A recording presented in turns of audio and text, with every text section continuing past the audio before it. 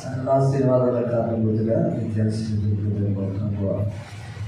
ప్రశస్తమైన సమయము మా మధ్యలో వచ్చాయి. మీరు మా ఇంటి సమస్త ఆశీర్వాద కార్యక్రమాలు యేసునామమున అడుగుచున్నాము తండ్రి, ఆమేన్. దేవునికి మహిమ కలుగును గాక. ప్రశస్తమైనది నేను చూపించాను. నిజంగా చాలా రోజుల క్రితం జరిగాను. ఉపవాసం ఉంటుంది. స్తోత్రం.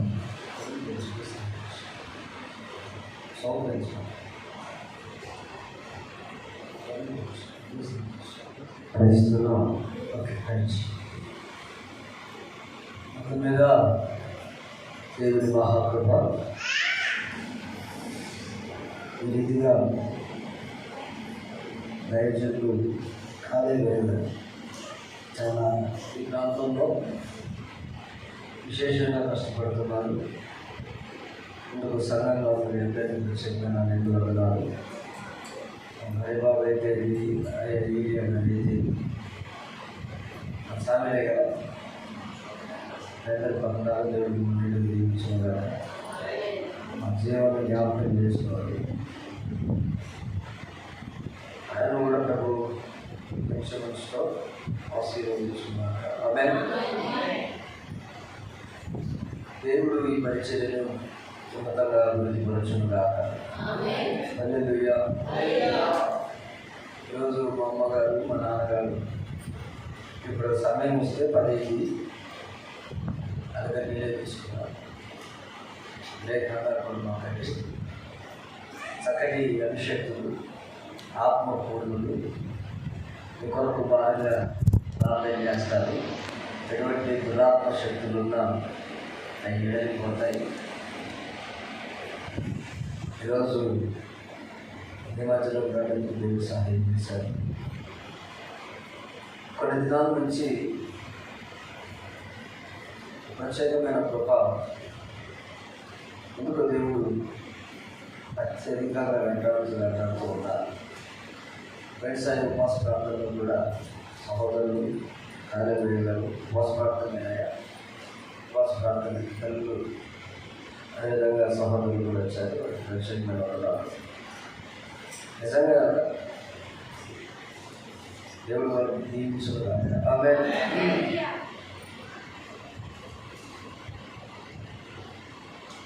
ఈ సమయాన్ని వృధా చేయను కానీ కొన్ని ప్రాముఖ్యమైన విషయాలు నేను తెలియపరిచి మీకోసం నేను ప్రార్థన చేస్తాను. యోహాను రాసిన మొదటి పత్రిక 2వ అధ్యాయం 17వ వాక్యం.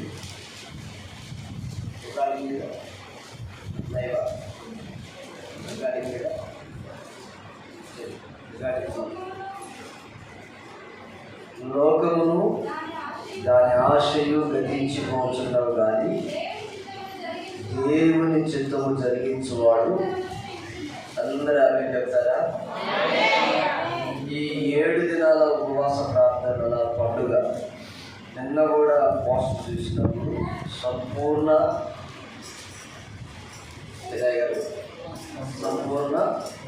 ఉపవాస బలి అనిపించింది. 7 సంపూర్ణ సంఖ్య. మీ పిల్లలు అటు ఇటుగా తిరగమాకండి. నా మైక్ నా శబ్దం వినపడుతున్నామా? అర్థమవుతుందా? నా లాంగ్వేజ్ అర్థమవుతుందిగా? చాలా సంతోషించాను 7 దినాల ఉపవాస ప్రార్థనలని. దీనికోసం నేను కూడా ప్రార్థన చేశాను. నా వంతుగా దేవుడు ఎందుకో ఈ పూట ఉద్దేశించి ఈ విషయాన్ని చెప్పమన్నారు కనుక శ్రద్ధ కలిగి నేను చెప్పేది ప్రతి పాయింట్లో మీరు గమనించాలి. అప్పుడు మీకు వాక్యం అర్థమవుతుంది. లోకము దాని ఆశ గతించిపోచున్నది కానీ దేవుని చిత్తము జరిగించే బిడ్డలు ఈ పరిచర్యలో లేపబడుదురుగాక. దేవుని చిత్తం చేసే పిల్లలు లేపబడుదురుగాక. అమ్మ, నీకు కాళ్ళ నొప్పులు ఉన్నాయా? మంచి మంచి మంచి ఇబ్బంది ఏం లేదమ్మా. ఒకసారి ఆడో ప్రసంగం చేస్తుంటే, అంటే నేను తప్పుగా అనట్లేదు, నా మీద పుస్తకాలు రాసుకోమాకండి, కాలు బాగా కూర్చొని వేస్తున్న సిగ్నల్స్ నేను కాదు ప్రసంగం వాళ్ళ ఆయన. నేను ఆమెకిద్దరం నుంచి కూర్చున్నాను. అంటే దాని అర్థం ఏంటంటే ఒకరు ముగించండి.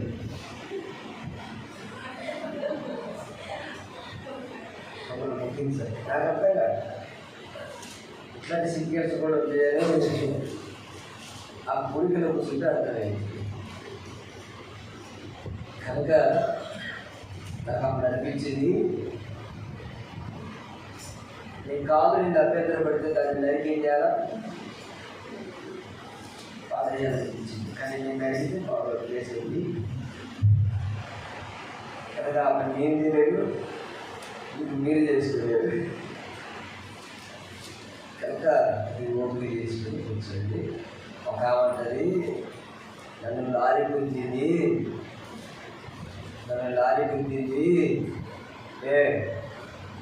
నేను ఇంతే సాపుకుంటాను. నువ్వు సాపుకుంటేనే వాక్యం చెప్తాను, మూసుకుంటేనే వాక్యం చెప్తా, సాపుకుంటేనే చెప్పలేదు. మా అయ్యగారే చెప్పడం మాకు నువ్వు చెప్తున్నది ఏది అని. మీ అయ్యగారు చెప్తే చెప్పకుండా నేను చెప్పండి, నేను పోతాను. అందరూ ఏ కాదు నేను మూసుకున్నారంటే మీకు తెలియదా, వాళ్ళు ఇంతే సాపుకుంటుగా అంటే మీకు తెలుసో తెలియదు కానీ నాకైతే ఒకటి తెలుసు, మీరు అందరూ కలిసి ఆవిడ మునిపితేనే కానీ నేను వాక్యం చెప్తాను. అవంటది యామించి పట్టుకొచ్చిండ్రా ఇవి,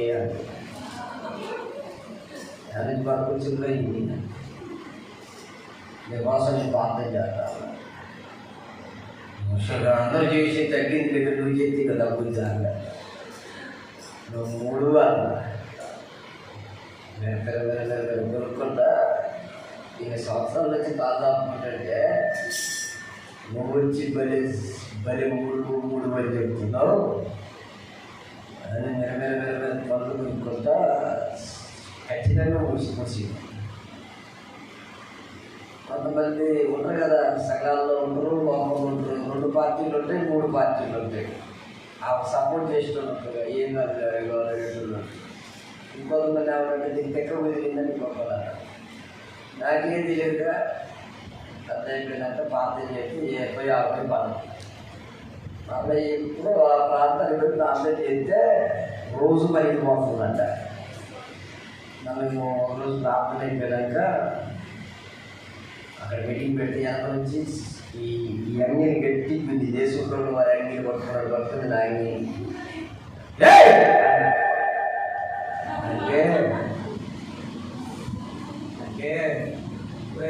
దిగేవేరా అంటే ఎవరు అంటే నేనేంటంటే అప్పుడు ప్రార్థన చేస్తే నువ్వు ప్రార్థన చేస్తే బాగేది అని. దానికి తన ఆనందం చేయాల ముందొచ్చి అయ్యగారు ప్రార్థన చేస్తే బాగేదని చెప్పచ్చు కదా. కొన్ని విశ్వాసాలకు ఎంతో ఆవశ్యకత ఉంటాయి. కనుక ఇప్పుడు మంచిగుంది చక్కగా పనికి పోతుంది. ఆమె దానికి దీనిగానే చూసి స్వస్థపరిచింది. ఆమె చదవబడిన లేఖన భాగం ఏమిటంటే, లోకము దాని ఆశ కదిలిసిపోతున్నది. అమ్మా, లోకము దాని ఆశ. యేసుప్రభుల వారికి సైతాను ఎత్తైన పర్వతం మీదకి తీసుకెళ్ళి లోకము దాని వైభవము దాని అన్నం చూపించి, నాకు ఒకసారి మొగ్గు నీకు వినిపించేస్తుందంటే ప్రభు వారు అంటాడు, సైతానా ఏం మాట్లాడుతున్నాడు అర్థమవుతుందని దాన్ని గద్దించి దేవుడికి మొక్కాలని దాన్ని నివారించి పంపిస్తాడు. బాగుంది పెట్టుకోవాలి. అప్పుడు అది సైతం వెళ్ళిపోతుంది. అంటే యేసు ప్రభువు వారికి ఏం చూపించిందని అంటే లోకం యొక్క ఆశను చూపించింది, లోకాన్ని చూపించింది. ఈరోజు సంఘాలలోకి ఏం బయలుదేరుతుందంటే లోకం బయలుదేరుతుంది. ఏం బయలుదేరుతుంది? సంఘాల్లోకి లోకం బయలుదేరుతుంది. లోకాన్ని విడిచి వచ్చిన మనలోకి లోకం బయలుదేరుతుంది. ఇప్పుడు మనం ఏం చేయాలంటే దేవుని చిత్తాన్ని చేసే బిడ్డలు మారాలి. ఏ చిత్తం చేయాలా చెప్పాలి? ఏ చిత్తం చేయాలా చెప్పాలి? ఏ చిత్తం చేయాలా? దేవుని చిత్తం ఏందో అది చేస్తే లోకము దాని ఆశను గట్టించిపోతాయి. మళ్ళీ చెప్తున్నా బాగా గుర్తుపెట్టుకోవాలి. లోకము దాని ఆశలు ఏమైతే గట్టించిపోతాయి. కాబట్టి మనం ఏం చేయాలా చెప్పాలి? ఏం చేయాలా? దేవుని చిత్తం చేసే వాళ్ళే చరిత్రను నిలబడతారు, చరిత్రను రాయగలుగుతారు, మరొక చరిత్రగా మారుతారు. ఎవరు? దేవుని చిత్తం చేసే వాళ్ళే. నీకు నచ్చినట్లు చేసి ఇది దేవుని చిత్తం అనే భ్రమలో కూడా బతుకుంటుంది. ఒక ఆమె గుడి పని చేసింది. ఎందుకమ్మ గుడి పని చేసిందంటే నాకు కారణం చెప్పమ్మా, నా పద్ధతి నచ్చలేదా లేకపోతే ఇంకేం నచ్చలేదా? నేను ఏ కాడికి పోతున్నా అదే పెళ్ళి దగ్గర నువ్వు ఏడికైనా పోగాను, నువ్వు మంచుకుంటే అంతకంటే మించింది ఏం లేదు నాకు సంతోషం, నువ్వు క్షేమంగా ఉండాలా. చూడండి నేను ఎక్కడుంటున్నావు అది ఎప్పటికి చూసినా కానీ ఏం మార్పు లేదు. ఇక్కడ దయ్యం ప్రవర్తన పెరుగుతుంది కానీ మంచి ప్రవర్తన కరెక్ట్. ఒకరోజు ఎదురుపడితే నేను దేవుడు చెప్పిండా ఏ కాడికి పోమని అన్నా. చెప్పలేదండి. కళ ఏమైనా వచ్చిందా అన్న. లేదండి. ఇంకేమైనా జరిగిందా అన్న. లేదండి. మరి వెలుగు లేదు అన్న. అంటే ఆమెకి ఇక్కడున్న వాక్య విధాన శైలి నచ్చక ఆమె కొత్తగా ఒక రూట్ నేర్చుకుంది. ఎక్కడ బాగుంటుంది అని అప్పుడు చెప్పాను, నువ్వు ఎంచుకున్నా, నువ్వు వెళ్తున్నా, నువ్వు నడుస్తున్న మార్గం కరెక్ట్ కాదు. దాని ద్వారా ఆశీర్వాదం ఏమో కానీ నీ కుటుంబం కాదు, కుటుంబాలు ఎగిరిపోతాయి. మళ్ళీ మట్టుగా కూర్చొని ఏ చర్చికి పోకుండా ఇంటికాడే ఉంటుంది. ఇప్పుడైతే ఏ చర్చికి పోవాలి ఇంటికాడే ఉంటుంది. మళ్ళీ నన్ను ఎప్పుడైనా కలిస్తే మళ్ళీ చర్చి పడుతుంది కానీ మళ్ళీ నన్ను కలవాలి. కలిసినా కానీ నేను చాలా ఆర్థిక సేవకుడు. ఆర్థికం అంటే ఏమీ లేదు, నాకు అది సమస్య కాదు.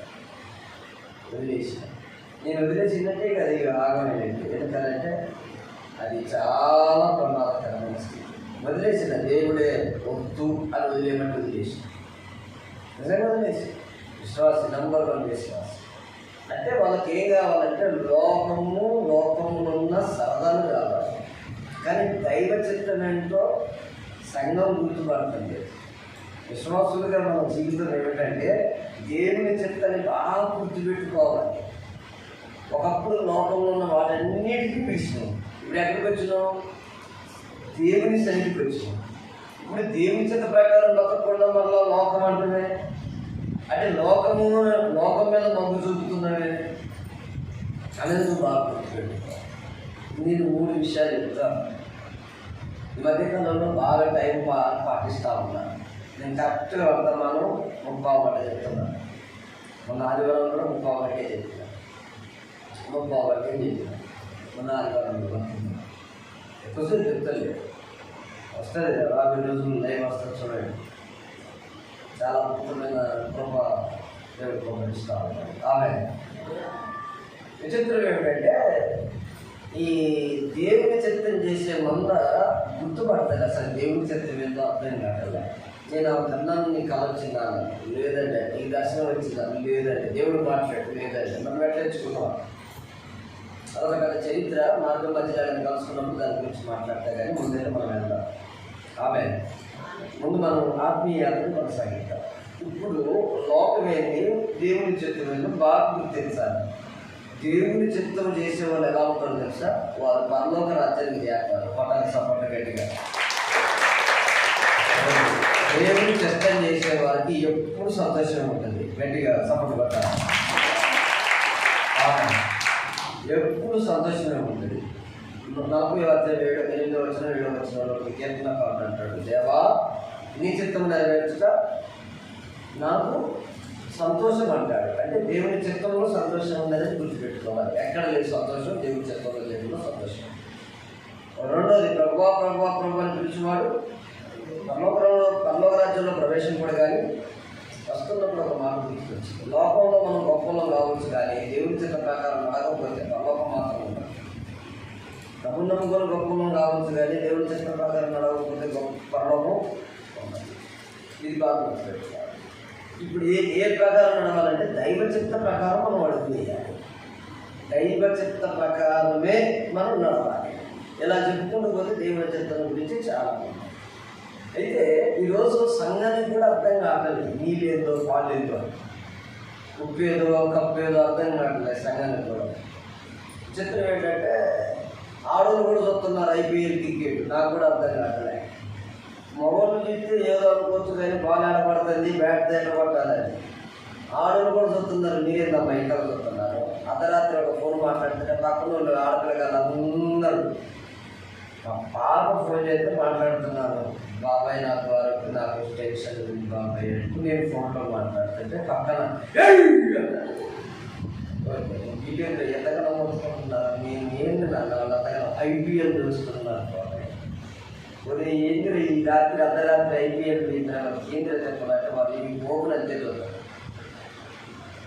ఆ మధ్యకాలంలో మనం బాగా సీరియల్ చూసేది ఆడోళ్ళు. ఏం చూసేది?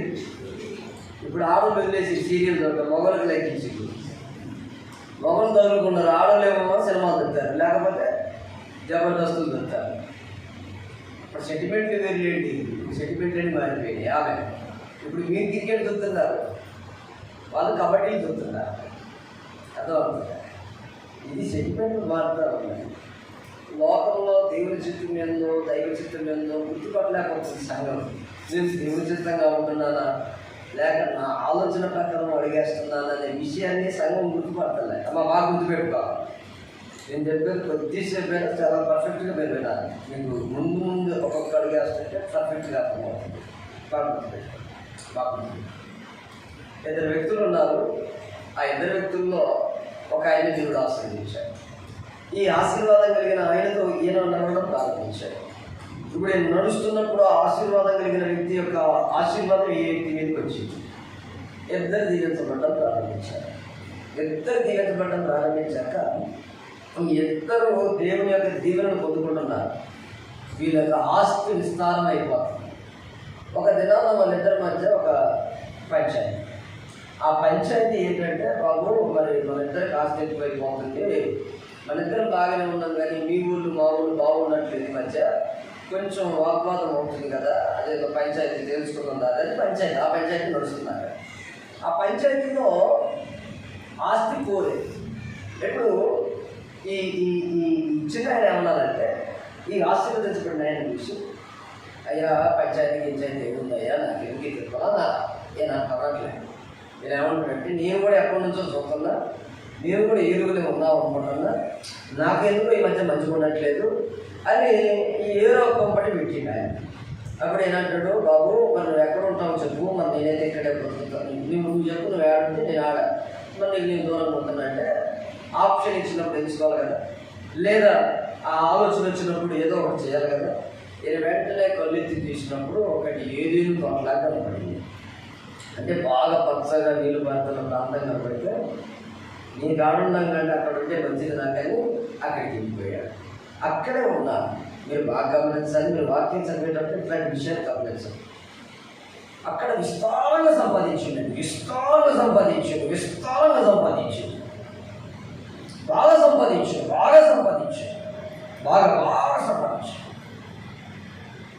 ఆ సంపాదన అంత పిచ్చి మామూలుగా సంపాదించాలి. పిచ్చోడైపోయాడు, సంపాదన పిచ్చోడైపోయాడు. బాగా సంపాదన మీద పడ్డాడు. ఈ సంపాదన మీద పడిన వ్యక్తికి మరొక లోకం కనపడతలే. సంపాదనే ధ్యేయమైనది, సంపాదనే లోకమైనది. పైసా ఎలా కూడబెట్టాలి, పైసా ఎలా తీయాలి, పైసలు ఎట్లా బాగా చేయాలి, బాగా బాగా ఆలోచించాలి, బాగా ఆలోచించాలి.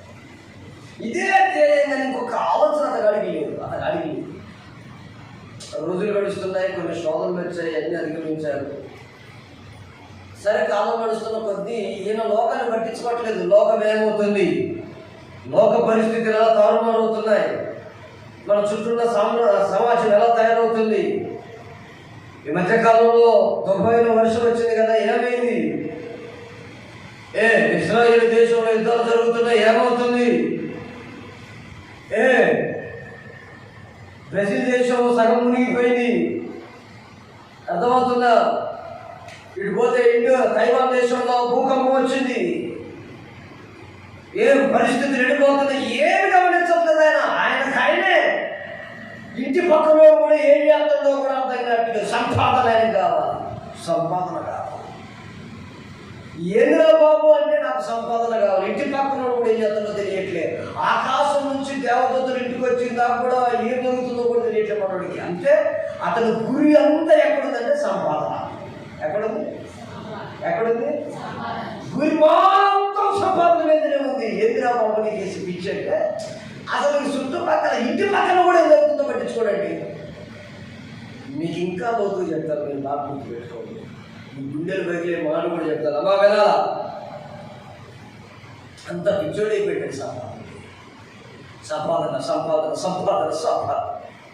మొత్తం మీద అయితే దేవుడి దూతలు వచ్చి అని ఇంటికి వచ్చి తీసి, అంటే ఆ ఊరికి వెళ్ళి కనపడ్డా, ఇంటికి తీసుకెళ్ళాడు, వాళ్ళకి భోజనం పెట్టి మాట్లాడుకుంటే మాట్లాడుకుంటే అప్పుడు చెప్తారు, బాబు ఈ ప్రాంతం యొక్క వాతావరణం అంతా చెడిపోతుంది, ఇక్కడ నుంచి నువ్వు వెళ్ళిపో అని చెప్తా ఉంటారు. అంటే ఇంతేనండి అంటే ఇంకా మనోడికి దేని అనిపించింది? అంటే దేవుడు దిగి వచ్చి చెప్పినా కానీ చుట్టూ సమాజం అంతా పాడవుతుందా కానీ నీకు అర్థం కావట్లే. నేను అంటున్నా అర్థమవుతుందా? అంత పాడైపోతున్నా కానీ మీరు బాగా గుర్తు పెట్టుకోవాలి. తాగేటోడు ఉందనుకో, లివర్లు ఖరాబ్ అయినా కానీ, లివర్లు కాగలు వచ్చినా కానీ, కిడ్నీలు మాయమైతేనా కానీ, గుండె ఆగమైతేనా కానీ ఒక శీష అదే అంటాడు. తాగకపోరా అన్నా కానీ ఏం కాదులే. నీ చివరి కోరిక ఏంటంటే ఒక మొక్క తాగి తెచ్చిపోవాలి. ఈ చివరి కోరిక ఏంటంటే ఒక ఏం తాగాల చెప్పలే కావాలి, ఒక మొక్క తాగి. ఇప్పుడు సమాజం కూడా అట్లనే ఉందండి. అరే తాగి కదా ఇది ఎక్కువ అంటే ఒక్క బుక్క నేను ఒకరికి ప్రార్థన చేసిన, ఒక ఆయన ప్రార్థన చేసి ఆ కూతురు మంచిగా ఆగుందండి. నాకు కూడా వాట్సాప్ మెసేజ్ పెట్టాను. బాగా కోట్లుకున్నాను, వాడంటే ఏమో పిచ్చి. వాని కోసం అసలు గాత్రం ఉందండి. వాళ్ళు ఎవరు బాగాలేదు, మస్తు గాత్రం. చర్చికి రాజని సార్లు చెప్పినా కానీ మాట్లాడారు చేసి ఏదైనా గెలిచింది తాగలేదు. ఇప్పుడు ఖమ్మం చేసుకుపోయారు, అప్పటికి 2 రోజులు 2 లక్షలు అయ్యిందంట. ఇప్పుడు హైదరాబాద్లో పెట్టింది. అయ్యగారు మీకు వచ్చి ఏమీ లేవు అయ్యగారు అంటే అసలు మొన్ననే పోవాలా, కానీ దేవుడు మహాప్రభుని బట్టి ఇప్పటివరకే బాగానే ఉన్నాడు. మరి ఎక్కడ ఉంటుంది నాకు తెలియదు, కానీ అప్పటికి కూడా మరి ఇన్ని రోజులకు కూడా ఎక్కడో మీటింగ్ పోయిందంటే, అందరూ మీటింగ్లో కూర్చొని ఇప్పుడు మాత్రమే తాగులో కూర్చున్నాడు. ఇంటికి ఫోన్ చేసేమో నేను మీటింగ్ పోతున్నాను, ఒక 20,000 కూలిపోయాడు వాళ్ళ 20,000 ఇచ్చిన మాత్రం కదా. విచిత్రం ఏమిటంటే వాడు తాగని వాడి జీవితంలో ఈ 2 రోజులు 3 రోజులు ఇంకా అక్కడ కూడా ఎవరైనా సరఫరా చేస్తే కానీ ఆనందంగా తాగిన. అంటే ఈ రోజులలో ఒక క్రైస్తవునికి అర్థం కాదు ఏంటో తెలుసా? దేవుడి చిత్తం అర్థం కాదులే, దేవుడే దిగి వచ్చిండు. ఒరే బాబు, నీ సొంత సమాజం చెడిపోతుంది, మీ ప్రాంతం చెడిపోతుంది, పరిస్థితులు చేదాటాయి, అంత అదలోకదలం అయిపోయింది, ఎవరు కూడా క్రమంలో వచ్చే దారి లేదు, అంత ఆగమైపోయిన పరిస్థితి. అని ఇప్పుడు ఏం చేయాలో అనే సంగతి కూడా దేవుడే చెప్తున్నా కానీ మనోడు సంపాదన పొందగాడు. కొంతమంది సులాయిగాళ్ళు అందరూ వచ్చారు. వచ్చి రే బాబు నీకు అన్న మైండ్ ఉందా? కొంతమంది సులాయిగా ఇంటి నుంచి వచ్చి రే ఎవడో నువ్వు మా మధ్యలోకి వచ్చినావు, మా మధ్యలో బతకడానికి వచ్చినాడు, నువ్వు మా వ్యక్తులైంది నీటికి ఎవరు వచ్చారు కదా అని కొందరు చిరుడిగా మాట్లాడుతుంటే అప్పుడు ఈ మాట కోసం వాకింగ్. నాకు ఇద్దరు ఆడపిల్లలు ఉన్నారండి, వాళ్ళని తీసుకుని ఏమైనా చేయండి అన్నాడు. గుండెలు వెళ్ళే మాట. ఇంకేమైనా ఉందా? సంపాదన కోసం ఇద్దరు ఆడపిల్లలను కూడా సంపాదన కోసం. దేనికోసమా చెప్పాలా? దేనికోసం? దేనికోసం? ఇద్దరు ఆడపిల్లలు. ఒక పక్క దేవుడు తిరిగి వచ్చాడు, ఒక పక్క ఇద్దరు ఆడపిల్లలు. ఏది ఆగమైనా నాకు నష్టం లేదు, కానీ నా సంపాదన నాకు కావాలి. కుటుంబం ఏమైపోయినా ఏం కాదు, కానీ ఏం కావాలా? ఏం కావాలా? చెప్పలేం కావాలా? చెప్పలేం కావాలా? నా డబ్బు, నా డబ్బు, నీ డబ్బు పాడుగాలు, నా డబ్బు.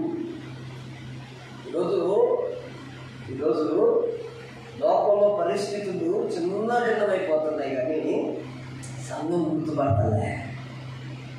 గుర్తుపడతలే.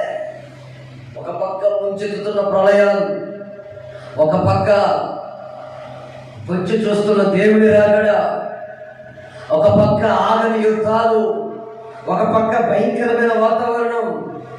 ఎప్పుడు యేసు మేఘాల మీదకి వస్తాడో తెలియదు, కానీ సంఘంలో మాత్రం ఈరోజు విశ్వాసుల పరిస్థితి ఎట్లుందంటే శరణం లేదు.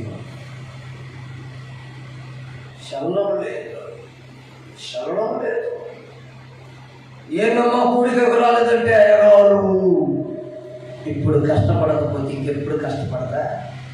మీ అయ్యగారు సంవత్సరం మొత్తం పెడతారు, సంవత్సరం మొత్తం పెడతాడా? నా ప్రార్థనే కనుక మీ చర్చలు జరిగితే మీరు ఒక్కరు కూడా చర్చలు కాదు. ఆ పక్కన ఈ పక్కన నువ్వే ప్రపంచ పాస్టర్ ఆకురాలు వాళ్ళకి అప్పుడే అభివృద్ధి ఇచ్చింది. 24 గంటలు తిరిగితే ప్రార్థన ఆడుతుంది. నేను ఎప్పుడు ప్రార్థన పెట్టాను, ఒక శనివారం ఆదివారం మధ్యలో ఒక బుధవారం. వాళ్ళకి అది ఎక్కువ అయిపోతుంది. వాళ్ళకి అది ఎక్కువ అయిపోతుంది. నువ్వు మధ్యలో పేరు వచ్చినప్పుడల్లా పెడుతున్నాడు, కానీ అది పెడితే సిగాకని పేరు పెడతాను. మీరు బాగా గుర్తుపెట్టుకోండి. సంఘానికి ఈరోజు అర్థం కాని విషయం కోకొల్లలు ఉన్నాయి. ఒక ఆమంట భర్తకు తెలియకుండా ఒక దుప్పట్ల పైసలు దాక్కుంటా. ఎవరు తెలియకుండా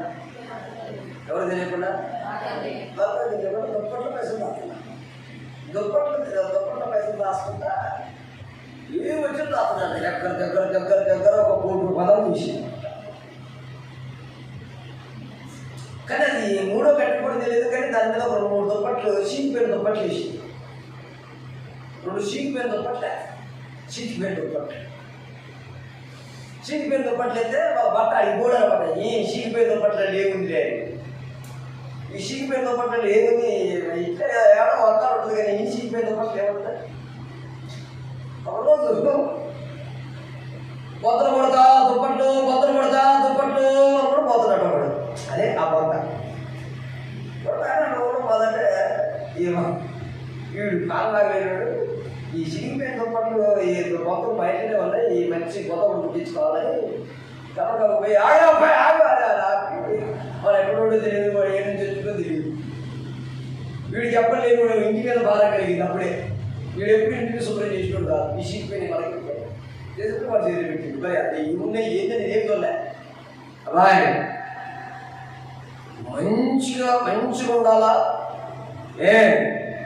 సారు సోత నేను చూసేది నిజపోరాదు. విడిపోతే తెలియదు. 50 ఆమె వచ్చింది, వాడు తీసుకున్నాడు, వాడు ఇంటికి వెళ్ళిపోయాడు. 50 ఆమె వచ్చింది, తెచ్చిన డబ్బులు తెలియకుండా 50-100 రూపాయలు చేతి వేయడం వేరే అదా. వచ్చిన డబ్బులు తీసి పొందలేద్దామని పోయింది. చూద్దాం పొందలేదు. ఎవరికి పోతుంది? పోతే ఏమో పాము గాలిలో పోతుంది. ఈ బొత్త ఎడిపోయింది. ఆ దుర్మార్గుడికి ఎవరైనా దొరికిందా అనుకోని. విచిత్రం ఏంటంటే వాడు దేశం పోయి పోతనుడికి ఇచ్చి ఇప్పుడు వీడు తెలియదే, అటు ఆవా తెలియదే, ఇటు ఎవడు తెలియదు. ఎవరు చెప్పినా మా ప్రాంతంలో కాదు, మా నడిపిసిలో కాదు, చెడు బతుకుద్దండి. రూపాయి కూడగట్టి కొడుకు పెడితే కొడుకు తెచ్చే మనోడు ఆగమే, ఇల్లు వాకిలి ఆగమే. చర్చికి పోతే ఏనాడు కూడా రూపాయి ఇచ్చింది దాకాను, ఏనాడు రూపాయి ఇచ్చింది దాకాను లేదు, రూపాయి పెట్టిన దాకాను లేదు. అసలు దేవుని యొక్క ఉద్దేశం ఏంటో తెలియట్లేదు. ఇప్పుడు మీరు బాగా గుర్తుపెట్టుకోండి, మిమ్మల్ని తప్పుగా. లోతు సొదొమ గొమొర్రాకి వెళ్తున్నప్పుడు, ఆయన పేరు లోతు, వెళ్తున్నప్పుడు దేవుడు ఎంత మాత్రం ఆటంకపరచలేదు. ఫస్ట్ సొదొమ గొమొర్రాలో ఉన్నప్పుడు కష్టపడుతుంటే ఎంత మాత్రం కూడా ఆటంకపరచలేదు. కష్టపడుతుంటే కూడా ఎంత మాత్రం కూడా సంపాదించుకుంటే ఏమాత్రం కూడా ఆటంకపరచలేదు. కానీ మితిమీరిన దేవుడి చిత్తాన్ని మైమరిచి డబ్బే ప్రాపకమని బ్రతికినప్పుడు అప్పుడు వీడికి ఏం అర్థం కావట్లేదని దేవుడు దిగి వచ్చినా కానీ అప్పుడు కూడా అర్థం కావట్లేదు. ఈ అంతకు మునిగిపోయిందంటే ఈ పిచ్చి భార్య కూడా వచ్చింది. ఇటు కుటుంబమే యాగమైపోయింది. చరిత్ర హీనుడిగా మార్చబడ్డాడు. దేవుడు నిన్ను సంపాదించుకోవద్దని చెప్పలే. మీరు యాకోబు, ఇస్సాకు, అబ్రాహాము, ఇస్సాకు, యాకోబుల చరిత్ర చదవండి. అబ్రాహాము దేవుడును, ఇస్సాకు దేవుడును, యాకోబు దేవుడును అని చెప్పుకున్నాడు. కారణం ఎందుకు చెప్పుకున్నాడు? కారణం నీ లోతు దేవుడని చెప్పలేదే. లోతు దేవుడని చెప్పాడా? చెప్పలేదే. అబ్రాహాము దేశాన్ని దేవుడు కట్టబెడితే అబ్రాహాం ఏం చేశాడు తెలుసా? గూడాల నివాసిగా డేరాలో బతికాడు. క్షమించాలి, ఒక డేరాకు అప్పగించుకున్నాడు అబ్రాహాం. ఒక గూడారంలో బ్రతికాడు, అంటే ఒక గూడారంలో బ్రతికాడు. అబ్రాహాం నడు నడిపించాడు, ఇట్టాడు నడిపించాడు, ఇట్టాడు నడిపించాడు. అన్ని చుట్లు నడిచాడా? వినండి. ఇదంతా నీదే అంటే అబ్రాహాం అంటాడు, ఎందుకైనా అని ఒక గోడా వేసుకుని బతికిండు. ఏ వేసుకుని బతికిండు? అప్పుడు ఇప్పుడు మనమైతే ఏం చేస్తాం? ఫెన్సింగ్ పాపం మనం పెన్షన్ పాపం ముందు ఫెన్సింగ్ అంటే కంచె చుట్టూ కంచె వేసుకొని ఇదంతా నాదే అంట. ఇక మనం పరలోకలేదు, నాకు గెలవలేదు, ఇదే మన నాన్నగారితో ఒకప్పుడు సేవ చేసావు కావున ఎట్లనే మీ వాక్యం చెప్తుంటే మా వాక్యం నచ్చక చేసి పెళ్ళిసిపోతే మాకు కూడా పాపం తెలుసు, మాకు కూడా వాక్యం తెలుసు. పోయిన 2 సంవత్సరాల దాకా బ్రహ్మాండంగా బతికి ట్రాక్టర్ కొన్నారు, అది కొన్నారు, 3 కొన్నారండి. మళ్ళీ 1 సంవత్సరం 2 సంవత్సరాల తర్వాత చూసి మేము గమనించలేదు. అంతా ఏంటి ఇంత ఉన్నారు కదా, ఎట్టా అంటే ఉన్న 10 ఎకరంలో తేప 1 ఎకరం అమ్ముకుంటా బతకలే. సంగతంలో బాగా గుర్తుపెట్టుకోవాలి. లోతులాగా నేను కష్టపడొద్దు అని చెప్పలే దేవుడు. ఆమె కష్టపడాలి బాబాయ్, చెప్పలేపడాలా? వ్యాపారాలు చేయని వాళ్ళు వ్యాపారాలు చేయాలి. చేతి పని లేకుండా ఇంటికాడ కూర్చొని బిర్రగా ఆదాయంగా పందిలాగా అంటే అర్థమవుతుందా? కష్టపడు, పని చేయి, చెమటోచ్చు. నువ్వు చేసే పనిని బట్టి ఆశీర్వాదం, నువ్వు చేసే పనిని బట్టి నీకు దీవెన, నువ్వు చేసే పనిని బట్టి నీకు ఎదుగుదల. చెయ్యి, కష్టపడమన్నాడు కానీ దైవ చిత్తాన్ని గుర్తుపెట్టుకోమన్నాడు. లోపు సంపాదన మీద పడ్డాడు కానీ దైవ చిత్తాన్ని దగ్గర ముట్టింది. ఏ చిత్రం అయిపోయింది? నువ్వు సంపాదన మీద పడి కూడా మర్చిపోతావు. నువ్వు సంపాదన మీద పడి కూడా నాకు తెలిసి అంతమంది ముద్దులు కూడా వస్తారు.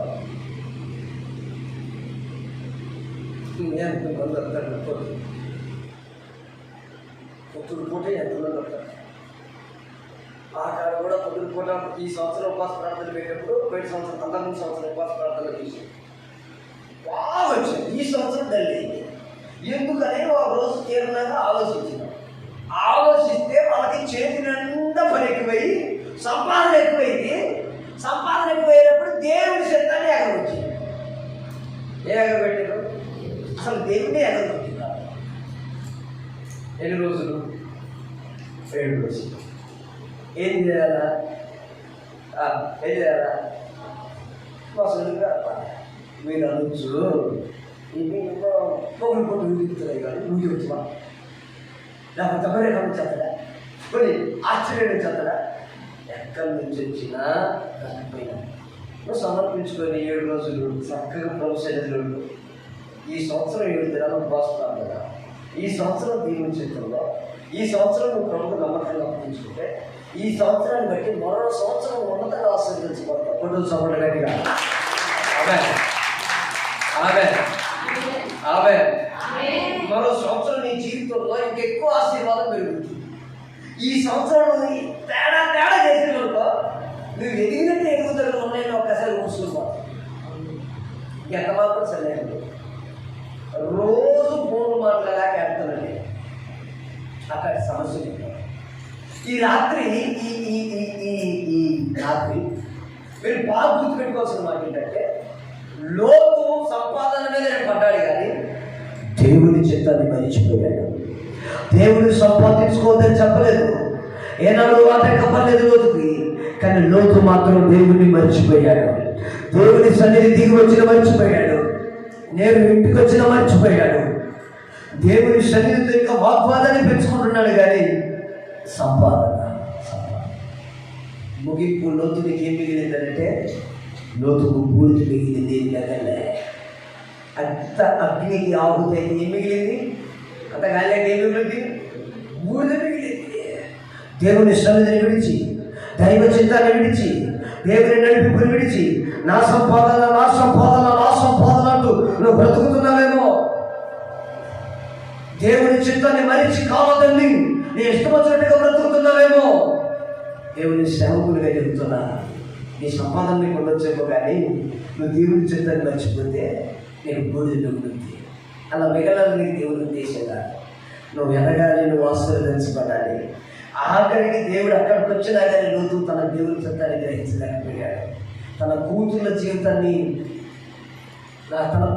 జీవితాన్ని కూడా ఏగతోడి అని అప్పగించాడు లోకానికి.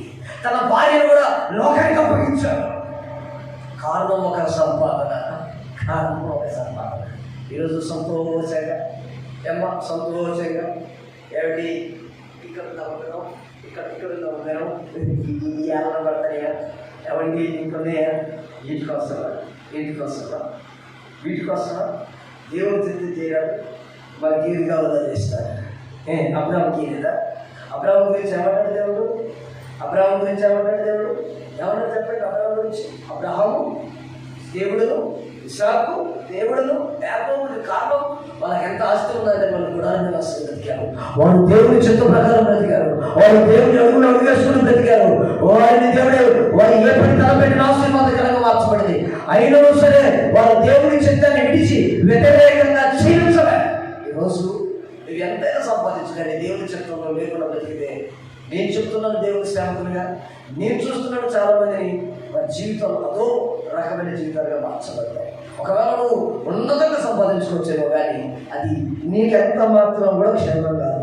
ఫస్ట్ మాట నువ్వు బాగా గుర్తుపెట్టుకోవాలి. రెండో మాట చెప్తాను, గుర్తుపెట్టు. రెండో మాట, హల్లెలూయా, ఎంత మంచి దేవుడవేసయ్యా, ఎంత మంచి దేవుడవేసయ్యా, నా చింతలన్నీ తీరేనయ్యా నిన్ను చేరగా. ఎంత మంచి దేవుడవేసయ్యా, నా చింతలన్నీ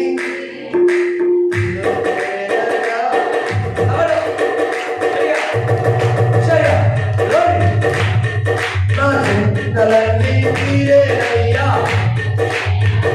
హల్లెలూయా.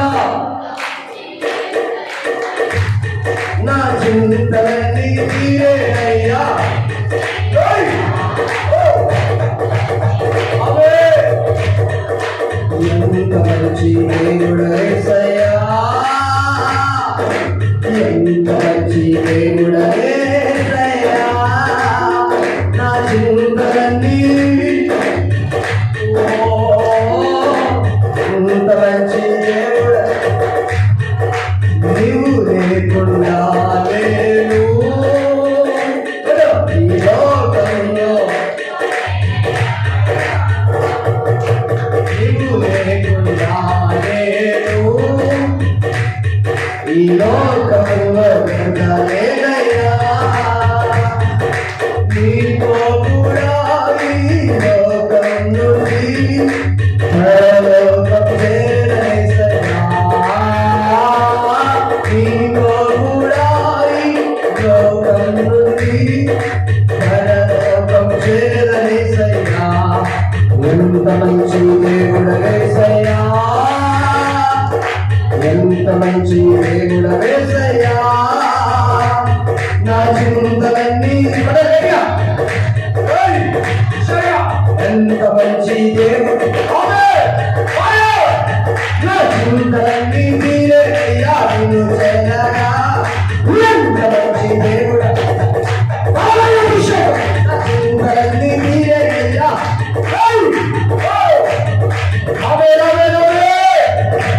నా చింతలన్నీ మీరేయ్యా,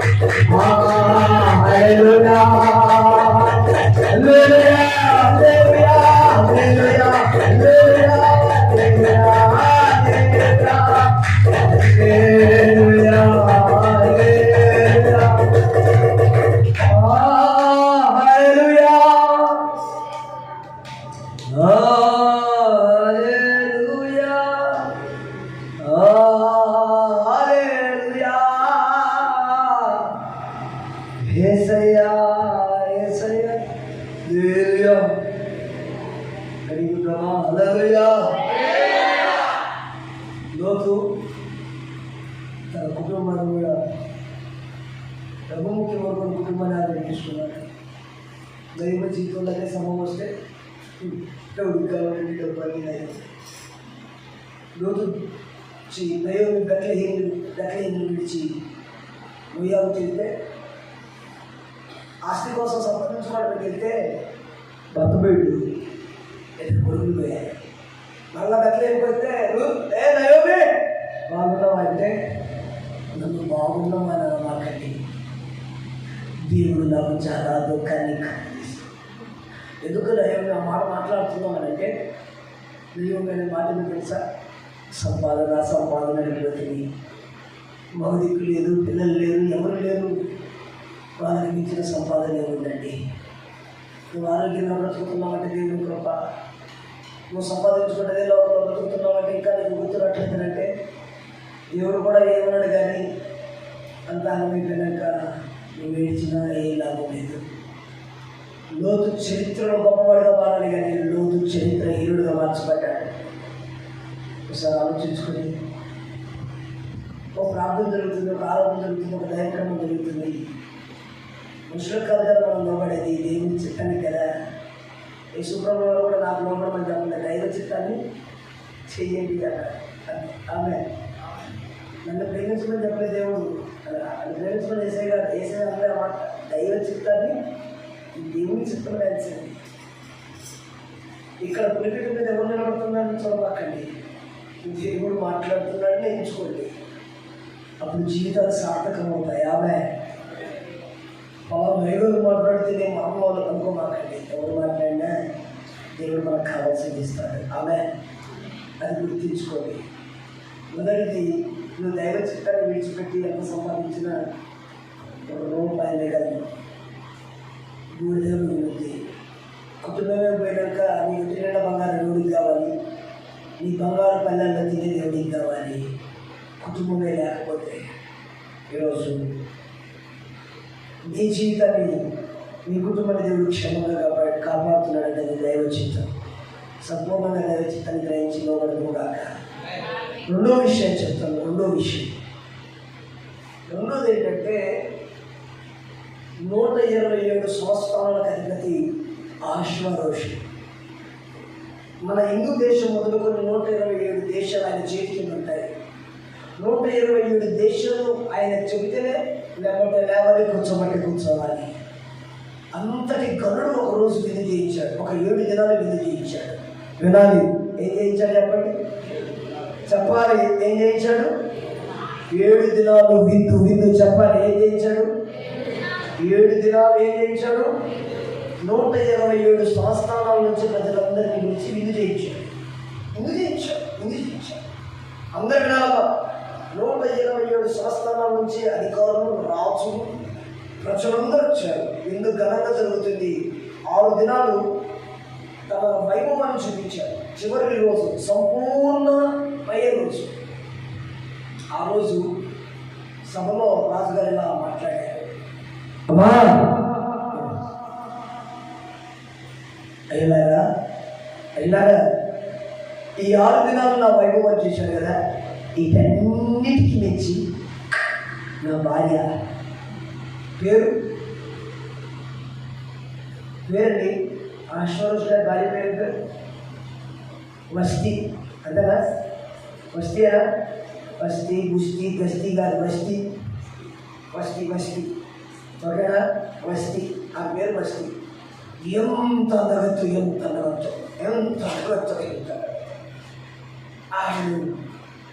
మీరు చూడాలి. ఇవన్నీ ఒకెత్తు, ఆమె అందం ఒకెత్తు అని ఆ గాలి గురించి బాగా ముందుతాడు. మనం పిచ్చి కోడి మీద అక్కడ అని. చిత్రం ఏమిటంటే ఈ అందగత్త గురించి పోగొడుతున్నప్పుడు అందరికీ ఏమవుతుంది? అరే రాజుగారే ఇంత ఉంటే రాణి అందం పడ్డదంట, ఒక్కసారి చూడాలి అని చెప్తున్నారు. అందరికీ పిలిచినట్టు రాజుగారి కూడా చూపించాలి. రాజుగారికి ఏదో ఒకసారి రాణిగారు రమ్మను అని రాణిగారి దగ్గరికి కొంతమంది అంతా వెళ్ళి వస్తారు. వాతలు వస్తారు కానీ రాణిగారు రాదు. ఎవరు రారు చెప్పాలి? ఎవరు రారు? రాణిగారు చెప్పాలి.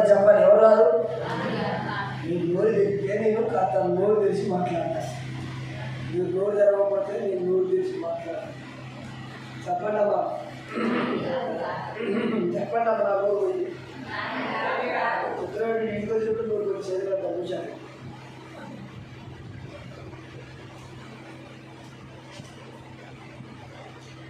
రాదు. ఆమె ఒక పనిలో నిమగ్నమైన ఆమె స్త్రీలందరికీ మీటింగ్ తెలుసా? మీటింగ్ పెట్టింది ఆమె ఒక మీటింగ్. నాకు డిస్టర్బెన్స్ ఉంది, నేను రానుకో అని. ఇక్కడ మీరు పార్టీని బాగా గమనించాలి. రావుపోగానే రాజుగారి తల తీసినంత పని అయిపోయింది. ఇక రాజుగారి మాట, రాణిగారి మాట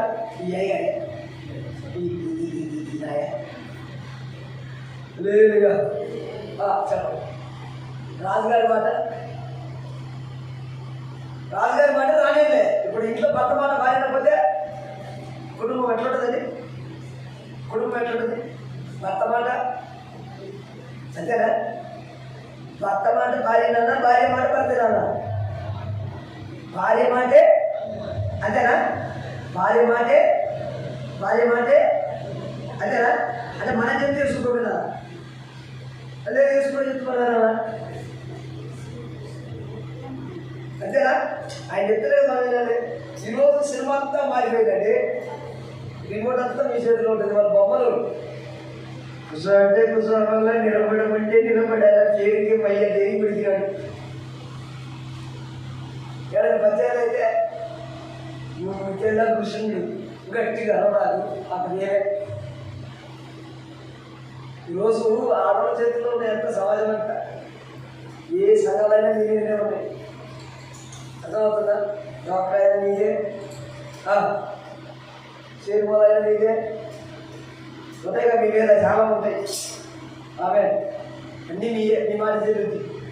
పోలీస్ స్టేషన్ పోయి మొగడు ఎంత ముట్టుకున్నారో చాలా చల్లదు. కానీ మీరు పోయి చాలు వీడు నన్ను బాగా తల్లి పెట్టేస్తాను. వారి పొన్ను వాళ్ళు పెడుతుంది. వారి పొన్ను వారి పెట్టడం వల్ల పట్టలేదు సార్, మీరు పెట్టినా సారు వాడు కొంచెం కలుగుతారు. ఇక్కడ నాకు ఊరికాడు. మీకు అంత చరిత్రలు తల్లి. నువ్వు నిలబడాలన్నా మీరే, ఉన్నది ఊడబిక్కోవాలన్నా చెప్పాలమ్మా, చెప్పాలమ్మా. ఆడోళ్ళ ఆదిశక్తి అట, అంతం శక్తి కూడా మీరే. అన్ని శక్తులు మీలోనే ఉన్నాయి తల్లి. సంఘాలు నిలబడాలన్నా మీరే. ఈ సంఘము సంగతి చూడాలన్నా, ఏది జరగాలన్నా, ఏది జరగకూడదన్నా, ఏది చెయ్యాలన్నా మీకు చెప్పండమ్మా. మీ ఇంట్లో నిలబడాలన్నా, ఏది జరగాలన్నా చెప్పాలి. ఏం జరగాల, ఏం చేయాలన్నా దేవుడికి భయం కలుగుతుంది కాక. అయితే ఈ తల్లి గారు ఏం చేసిందంటే, రాము అనే నొప్పు రాజుగారిని బాధ జరిగింది. ఏంది రానుంటుంది అని వెంటనే ఆలోచనలో పడ్డాడు. వాస్తవంగా ఆ లేఖనాలు మీరు చదివినప్పుడు నేను సమన్వయట్లేదు, కానీ అక్కడ ఏమన్నా సుఖం తెలుసా? రాజు ఎదుటనున్న 7 నపుంసకులు రాజుని తినడానికి వెళ్తారు. రాజు ఎదుట ఉన్న 7 నపుంసకులు రాణికి తెలుసు, వీళ్ళు రాజు సముఖంలో పనిచేసేవారు, వీరు రాజు సముఖంలో ఉండేవారు, వీరు రాజు సముఖంలో నిర్ణయించబడిన వారు, వీరు చెప్పారంటే రాజు చెప్పినట్లే, వీరు చెప్పి రాజు పర్మిషన్ లేకుండా వీరు ఒక్క అడుగు వేయరు. రాజు ఎలా నడవమంటాడో వీరు అలా నడుస్తారు. రాజు మాట ఈ నపుంసకులు గిరిదాటరు అని రాణి ఎప్పుడు ఆ నపుంసకులు చేసేది. ఈరోజు ఆ నపుంసకులు వచ్చి మాట్లాడినప్పుడు రాణి ఒప్పుకోలేదు. పైగా ఏం జరిగిందంటే, వీళ్ళు అదే మాట అయితే రాణి చెప్పగానే రాజు గారికి అమితమైన రాజు యేసుక్రీస్తు ప్రభుల వారి రాణి సంఘం బాగా వినాలి. ఈ 7 ఈ నపుంసకులు సేవకుడు. ఆమె జ్ఞాపకే. రాజు అడుగు జాడలో నడిచేవాడు నపుంసకుడు అంటే సేవకుడు. దేవుని అడుగు జాడలో నడిచేవాడు సేవకుడు. ఈ వస్తు ఎవరు అంటే సంఘం. దేవుడు తన మహిమలో అందరికీ చూపించిన సంఘం. ఇన్ని ప్రార్థనలు, ఇన్ని ఉపవాసాలు, ఇన్ని జాగరణలు దేని కోసం? దేవుడు తన అందమైన మహిమ కలిగిన సంఘాన్ని చూపించడం కోసం. దేవుని మాటకు లోబడని సంఘం కాదు. దేవుడు తన మాటతో సేవకుల ద్వారా పంపిస్తే సేవకుని మాటకు లోబడని సంఘం. సేవకుని గుర్తుపడతలేదు సంఘం. సేవకుని యొక్క మాట విధానాన్ని గ్రహించట్లేదు సంఘం. ఒకప్పుడు మంచిగా ఉన్న సేవకుడు ఇప్పుడు చేదైపోయాడు. ఒకప్పుడు నమ్మకంగా ఉన్న సేవకుడు ఇప్పుడు కష్టమైపోయాడు. ఒకప్పుడు నమ్మకంగా కనబడుతున్న సేవకుడు ఇప్పుడు వ్యతిరేకంగా కనబడుతున్నాడు. కారణం ఏంటంటే ఇది ఒక సభలో ఉంది. ఒక సభలో ఉంది. సంఘవారు దేవుడి చిత్రాన్ని గుర్తుపెట్టుకోవాలి. ఈరోజు నీకు రక్షణ కలిగింది, ఆరోగ్యం కలిగింది, క్షేమం కలిగింది, నెమ్మది కలిగింది. ఎవరి ద్వారా కలిగింది? దేవుడి ద్వారా కలిగింది.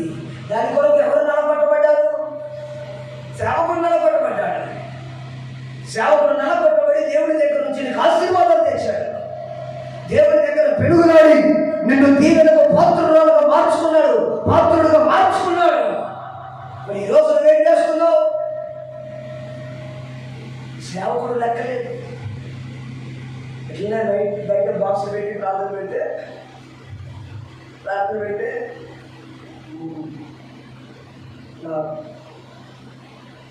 మా కుర్రోడు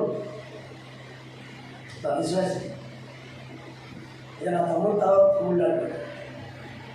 నాకంటే ఎవరు తమ్ముడు వాడే. సో సౌండ్ చేస్తాడు ఆయన అప్డేట్ చేస్తాడు. చుట్టూ ఇప్పుడు కట్టుంది కానీ మరి ఎప్పుడు మాత్రం రాకుండా తెలియట్లే నాయకుడికి అంటే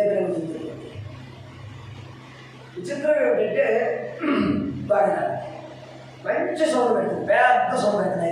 అయ్యో పెద్ద సౌండ్ పెడుతుంది. ఇక్కడ మీరే సౌండ్ బయట ప్రజలంటారని పరలోకము నుంచి దిగి వచ్చిన దేవుడు,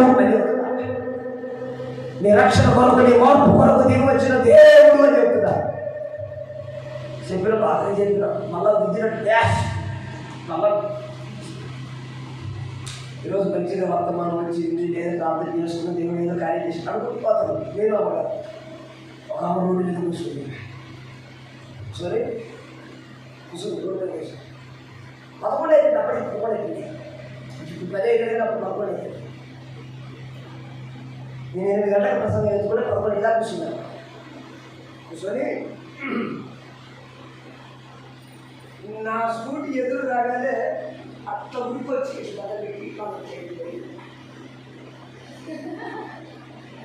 నాకు అర్థం కాదు. ఎంతకన్నా ముచ్చుకుంటుంటే ఏందో అనుకోండి.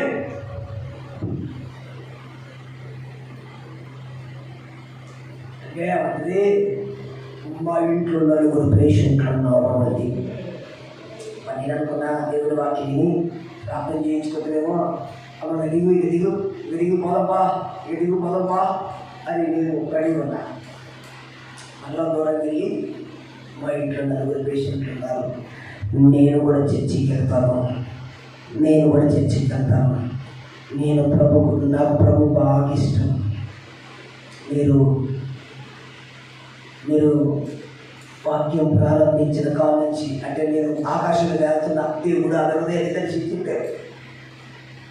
ఎంత చర్చికి వెళ్ళినా కానీ కొందరు తమ్ముడు ఆ హృదయాన్ని తెలిసిందేమో, ఆమెకు మారుమనసు వచ్చిందేమో, నేను ఎగిరి పడుతున్నాను సంతోషం వాడలే. ఆమె మళ్ళా ఎగిరికి పోయి ముందుకు వచ్చి ఫస్ట్ గారండి మీరు ఆరంభించిన నాటి నుంచి చూస్తున్నాను, వాక్యం చెప్పిన నాటి నుంచి మీ సౌండ్ అత్యధికంగా వస్తుంది, దాన్ని తగ్గించండి అని. నేను ఇక్కడ పోయేటట్టు మొత్తుకుంటే ఆ మారు మనసు కానీ నాకు వచ్చింది మారు మనసు. ఇప్పుడు ఆ ప్రాణం ఏంటంటే నువ్వు మారని నాకు చెప్తుంది. నేను ఆమె మారిందేమో అనుకున్నా, ఆ మారలే. ఇప్పుడు నేను వాడి చర్చిపో, ఇప్పుడు చర్చిపోతే ఏంటి, నేను పోతే వాళ్ళు కాబట్టి ఇంకొకరు ఎవరో ఒకరు రక్షించబడతారు. చర్చిపోయినా నువ్వు ఎట్లుండాలి, ఏ వాక్యం చెప్తుందో ఆలోచించాలి, నా ఎదుగుదలలో ఉందో ఆలోచించాలి, నేను ఎక్కడ వెనకబడుతున్నానో ఆలోచించాలి, నా బ్రతుకు ఇంకెక్కడ మారలేదో ఆలోచించాలి, నేను ఇంకెక్కడ ఎరగట్టేదో ఆలోచించాలి. ఈ దశనికి ఏ ఆలోచన లేదు.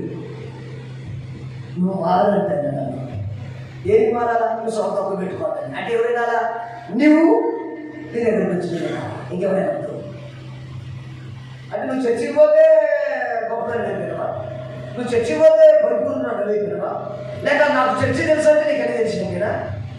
నాకు ఒక అర్థమైన మాట ఏంటంటే ఆమె ఆత్మీయంగా ఏ కోసం ఎదగలేదు. నేను ఏ వాక్యం చెప్పానో నేను చెప్పుద్దేమో, నేను ఏం మాట్లాడితేమో ఇది నాకు అర్థమైందని అంటదేమో, నేను ఆశించాను. అలాంటి ఏమి మా దగ్గర ఈరోజు సంఘ పరిస్థితి ఎలా ఉందంటే నడిపించే సేవకుడు దేవుడి దగ్గర నుంచి తీసుకొచ్చే వర్తమానమే కానీ, ప్రార్థనే కానీ, విజ్ఞాపనే కానీ సంఘానికి ఈరోజు నచ్చట్లేదు.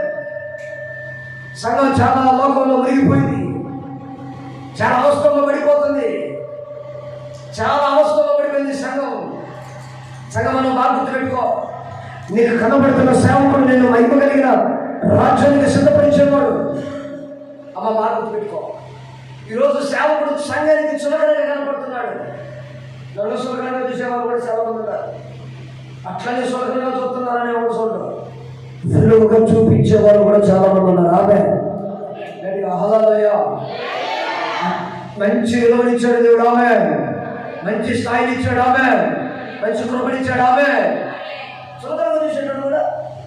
అన్నిటికీ అర్థం కాదు. నేను ప్రార్థన చేస్తాను, ఇక్కడ కనపడ్డాడు ఏం చేసి అన్నట్టు. అది ఇంకొకటి ప్రార్థన చేస్తే ఐదారు స్వస్థత వరకు ఇంకొకటి చెప్పకుంటే ఒకళ్ళు ఇవ్వచ్చే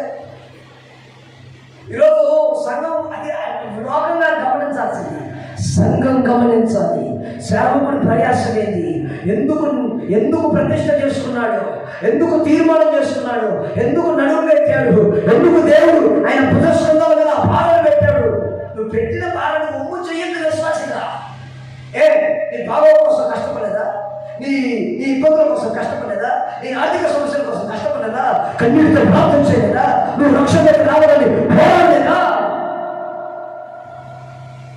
దేవుని సముఖం ఉండేవాడే కదా, ప్రాంతంలో ఉండేవాడు కదా, ఉపవాసం నలగొట్టుకునేవాడు కదా, వైరాగ్యంతో క్షీణించేవాడే కదా. నేను ఎక్కడొచ్చిందో బాగా ఆలోచించాలి. దాని ద్వారా నీకు నష్టమే కానీ సేవకుడికి ఏ నష్టం ఉంది బాగా గుర్తుంచుకోవాలి. కాబట్టి నేను ఇంట్లో ఉన్నాను మన బాగుపోవాలి, ఇంట్లో ఉన్నాను అంటే నీ పోతే నీకు అర్థమైంది. నేనన్నా సముద్రంలో చేప, నేను సముద్రంలో ప్రయాణం ఒడ్డు మీద ఉంటా అన్నాక ఏడపది సముద్రంలో చేప ఏడపది ఒడ్డు మీద ఉంటుందమ్మా, ఒడ్డు మీద ఉంటున్నావా, కాసేపు అటే కూర్చో తర్వాత ఏమైతే అట్టే అంతే. నేనే మనం బాగా ఒక సేవకుడు దేవుని స్వరూపంలో కనిపించే సేవకుడు సంఘాన్ని సిద్ధపరుస్తున్నాడు. ప్రభు పిలిచినప్పుడు ఈ సంఘం రావాలి. వీళ్ళు నిర్ణయింపబడిన వారు. ఈ నిర్ణయింపబడిన సేవకుల ద్వారా జరిగే పరిచర్యలను నమ్మకస్తులుగా గుర్తించాలి. సేవకుల్లో ఎక్కడాల్సిన లోపేడు తెలుసా, బీడి తాగుతుందా, సిగరెట్ తాగుతుందా, ఇంకేం తాగుతుందో గుర్తించాలి. అబద్ధాలు చెప్తున్నా, మోసాలు చేస్తానని గుర్తించాలి. ఒడ్డులోకి తీసుకొని వెళ్తున్నా గుర్తించాలి. అర్థమవుతుందా? నీ దగ్గర 2 రూపాయలు తీసుకొచ్చి అక్కడ పక్కన 10 రూపాయలకి ఎత్తున్నా గుర్తించాలా. ఇది సేవకుల్లో ఉన్న లోపాలు. అర్థమవుతుందా? ఈ లోపాలు బట్టి నువ్వు గుర్తించాలి. కానీ ఆయన గారి మధ్య మాత్రం మంచిగా ఉండట్లే ఈ కాదు ఒక ఇదే నన్ను ఆయన గారికి వాక్యం చెప్పడం రాట్లేదని నాకు వాక్యం చెప్పడం రాక నేనన్నా నువ్వే చెప్పాను. నేనైతే నా చెప్పినప్పుడు నువ్వే చెప్తున్నా. స్టార్టింగ్లో నువ్వు ఎట్లా చెప్పేవాడు తెలుసు, మంట మండేది అని. మరి ఎప్పుడేమంటుంది?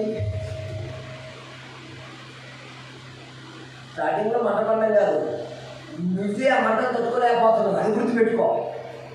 మంట పెడుతున్న కొద్దిగా పెరుగుద్ది మంట, కానీ మంట తగ్గుదా? నువ్వే మండట్లే,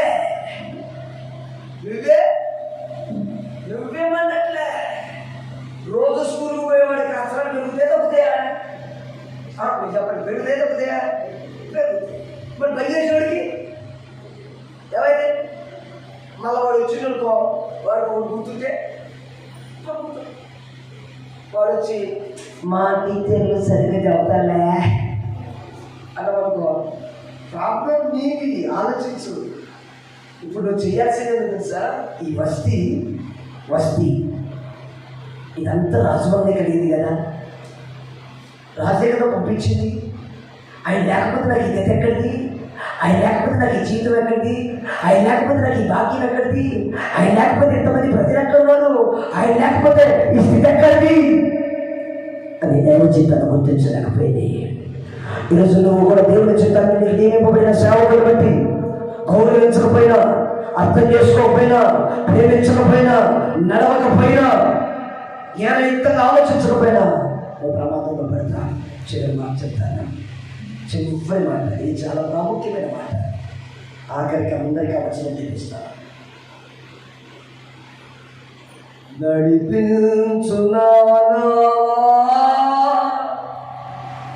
నడి సముద్రమున దేవా, నవ జీవన మార్గమున నా జన్మ తరింప నడిపించునావా. నడి సముద్రమున దేవా, నవ జీవన అవే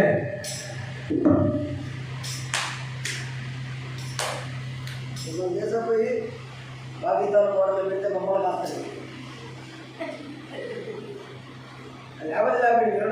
పట్టలేదా కాడాలండి మళ్ళీ తెల్లగుతుంది. నేను ఎంత చెప్తాను పట్టనే చెప్తాను.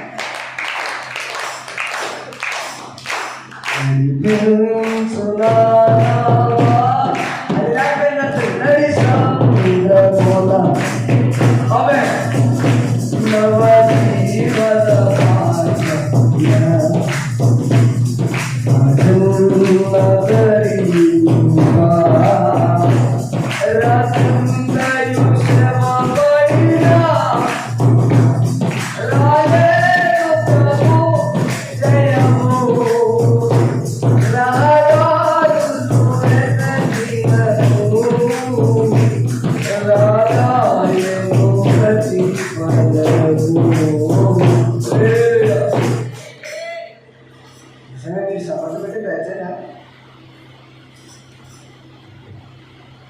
సపోర్ట్ పెడితే గుండె జబ్బులు వస్తుంది. ఎక్కడ చేయాలి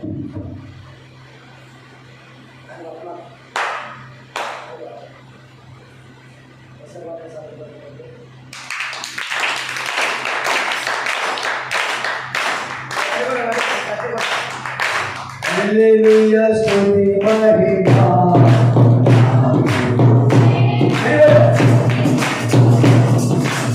హల్లెలూయా స్తుతి మహిమ హల్లెలూయా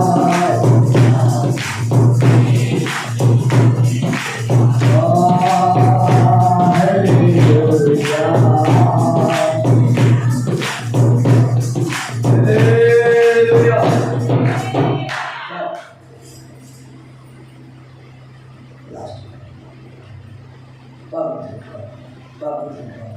ఇది చాలా ప్రాముఖ్యమైన యేసుక్రీస్తు ప్రభువు కూడా దాంట్లో వేస్తున్నాడు. ఒక పుట్టుగుడ్డుని పట్టుకొస్తాడు. పుట్టుగుడ్డుని పట్టుకొచ్చినప్పుడు ఈ పుట్టుగుడ్డోడిని చూశారు. ఈ పుట్టుగుడ్డోడు శిష్యులు వచ్చి ప్రభా వీడు గుడివాడిగా పుట్టాడు కదా, వీడి కన్నవారైన పాపం చేశాడా అని అడుగుతాడు. వెంటనే ప్రభువారు అంటాడు, వీడైనను వీడి కన్నవారైనను నోటేసి చెప్పలే, అది చెప్పండి చెప్పండి, వీడైనను అది చెప్ప గట్ల పాపం చేయలేదు. మరి ఎందుకు వీడు ఇలా పుట్టాడు అని వాళ్ళంట. అప్పుడు ఆయన అంటాడు, ఏమి తెలియదు, నీ ఎందుకు జరగలేదు కాబట్టి వీడు ఇలా పుట్టాడు. సరే అంటారు కదా. యేసుక్రీస్తు వారు అమ్మ వినండి అని చూసి వంట చేసి అది కళ్ళకు రాసి శిలువయాలనే కొనేటువంటి కళ్ళను కడుక్కోపాటాడు. అర్థం తడవలాడుకుంటున్నాడు. పోయి ఆ నీళ్ళతో కళ్ళు గడుపుకొని తెచ్చి అక్కడ కనపడుతున్నాయి ఈరోజు కొంతమంది మత పిచ్చ కలిగి ఉన్నారు. మత పిచ్చి కలిగి ఉన్నారు. కుల పిచ్చి, మత పిచ్చి, కుల గచ్చి ఇలాంటి కొంత బ్యాచ్ మధ్య బాగా ఎక్కువైపోయింది. ఈ పిచ్చి కలిగి వచ్చేది అక్కడికి వచ్చి, రే నువ్వు గుడ్డు కదా, అవునండి నీకు సూ పెట్టొచ్చిందా అంటే ఒక ఆయన బురద చేసి కళ్ళకు రాసి ఎవరు ఆయన తెలియదండి, మీరు తెలుసు ఆయన కానీ వాడి తెలియదు. నువ్వు చూడలేదా నా సూ పుట్టేగా నేలలో కడుక్కోమని కడుపు తెచ్చిన లేదా లేడండి. నన్ను చూడమని ఏం చేసినా అంటే నువ్వు కడుపుకొని వద్దాం అనుకున్నా కానీ లోపల నిండిపోయింది. ఆయన పేరు నీకు చెప్పలేదా? నేను అడగలేదండి. మరి ఎవరో చూపించింది అని వాళ్ళు రెచ్చగొట్టే మాటలతో మాట్లాడతారు. అప్పుడు ఆయన ఇచ్చాడండి సూర్యుని, ఆయన ఎవరో తెలియదండి అని బతిలాడు. వాడు పదే అడిగి నప్పించు ఏంటండి వాడు చూపించింది కదా. వచ్చినప్పుడు మరి వాళ్ళు కూడా ఆలోచించి చూపొచ్చింది దేవుడికి స్తోత్రం అనాలి కదా అన్నట్లే. ఈరోజు సమాజం ఎట్టుందంటే కొన్ని పిచ్చిలు పెరిగిపోతాయి. సువార్త ప్రకటించిన వీధి కోటలు పెట్టి ఏదైనా పెడితే పిచ్చి పెరిగిపోతాయి. బాగా పిచ్చి పెరిగిపోతాయి. మనం సమాజాన్ని పాడు చేస్తున్నామా? సమాజాన్ని దోచుకుంటున్నామా? సమాజాన్ని ఇబ్బంది పెడుతున్నామా? సమాజాన్ని ఆగం చేస్తున్నామా? సమాజంలో మైకి ఏం వాక్యం పడుతుంది ఎన్నరా ఓపికతో గమనించగలరు. ఏం చెప్తున్నారు? ఒకడంటాడు అయ్యగారు ఒకడంటాడు ఫోన్ చేసి దశంభాగం ఇయ్యన్నా దశంభాగం ఇయ్యన్నా అంటే నేనన్నా ఎందుకు అన్నా ఇయ్యన్నా అన్నాడు. బాబుడు దశంభాగం ఎట్లా వాడికి నచ్చినంత చెప్తాను నేను ఇయ్యాలా అన్నాడు. నేనన్నా అవసరం లేదు అన్నా. ఏం అవసరం లేదు దశంభాగం అవసరం లేదన్నా. అది మీరు కూడా అంతే బతకండి, అవసరం లేదా? ఒక అయ్యగారు దశంభాగం అవసరం లేదంటాం, ఇయ్యాలి అని మా అయ్యగారు మళ్ళా బుద్ధి చెప్తాడు. అంటే నేనన్నా ఇయ్యాలా? ఎవరు ఇవ్వమన్నారు? మా అయ్యగారండి. మరి చెప్పిండేమో నీకు నచ్చితే చెయ్యి, లేకపోతే లేదా? నీకు నచ్చితే చెయ్యి, లేకపోతే అదేంటండి మీరు అట్ట చెప్తున్నారు? ఇయ్యాలంటే ఇయ్యాలి కానీ నువ్వేనండి మామూలుగా 2 మాటలు చెప్పండి, మీది మాట్లాడాలి.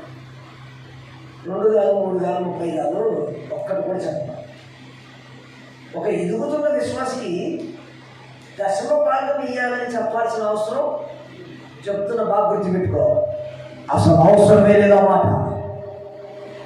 నువ్వు ఆ మాట మరలా వినాలి అనుకుంటున్నావంటే నీ జీవితము పూర్తి స్థాయి దిగజారిపోయినట్టే. ఇయ్యాలంటావా? వాడు ఒక ఆర్ఎస్ఎస్ ఉగ్రవాది నన్ను అడిగినాడు ఒక ఆర్ఎస్ఎస్ ఉగ్రవాది. నేను మంచి న్యాయయుక్తంగా సమాధానం చెప్పిన. ఒకవేళ వాడే దేవుని మందిరానికి పోయి దర్శనం అందించిన ఫోన్లు వాడేది మనే కలమాట. నేను ఆ మాట ఎందుకన్నానంటే వాడు పెద్ద రౌడీ. ఈ మధ్య సేవకుల మీద విశ్వాసుల మీద దశమ భాగాలు అయ్యారు. దశమ భాగాలు తీసుకుంటే రాష్ట్రం అప్పు పెరిగిందా? పెరిగింది. ఎమ్మెల్యేల దగ్గర ఉంది, ఎంపీల దగ్గర ఉంది, మంత్రుల దగ్గర ఉంది, అయ్యారు అందరి దగ్గర ఉంది. దీని రాష్ట్రం అప్పుడుదా మీరు అప్పుడు ఉండదా? అయ్యారు తీసుకుంటే దశమ భాగం తీసుకుంటే పెరిగిందా? ఏ రోజైనా కృతజ్ఞత ఒక కాలికి ఇచ్చినవా? ఏ రోజైనా ప్రేమపూర్వకం ఒక కాలికి ఇచ్చినవా? ఏ రోజైనా ఒక దీవెనకరమైన మాట చెప్పినవా? ఏ రోజైనా దీవెనకరంగా బ్రతికినవా? ఏ రోజైనా ఆలోచించు, ఒకసారి ఆలోచించు, నీ మటుకు నువ్వు ఆలోచించు. ఏ రోజైనా ఒక ఆశీర్వాదకరమైన అడుగు వేసావా?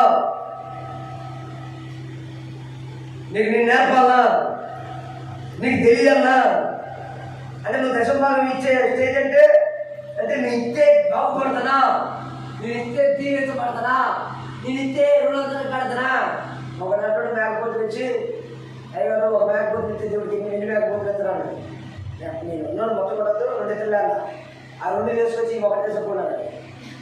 అంటే ఆ 2 ఏం చేశారు అంటే ఆ తర్వాత ఒకటి ఆడేవాడు.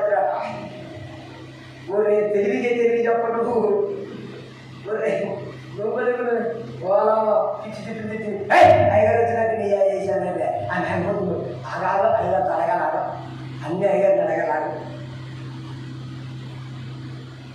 నువ్వు ఇస్తే అంత ఇవ్వకపోతే అంత. పోషించే దేవుడు పోషిస్తాడు, ఆశీర్వదించే దేవుడు ఆశీర్వదిస్తాడు, లేవనెత్తే దేవుడు లేవనెత్తుతాడు.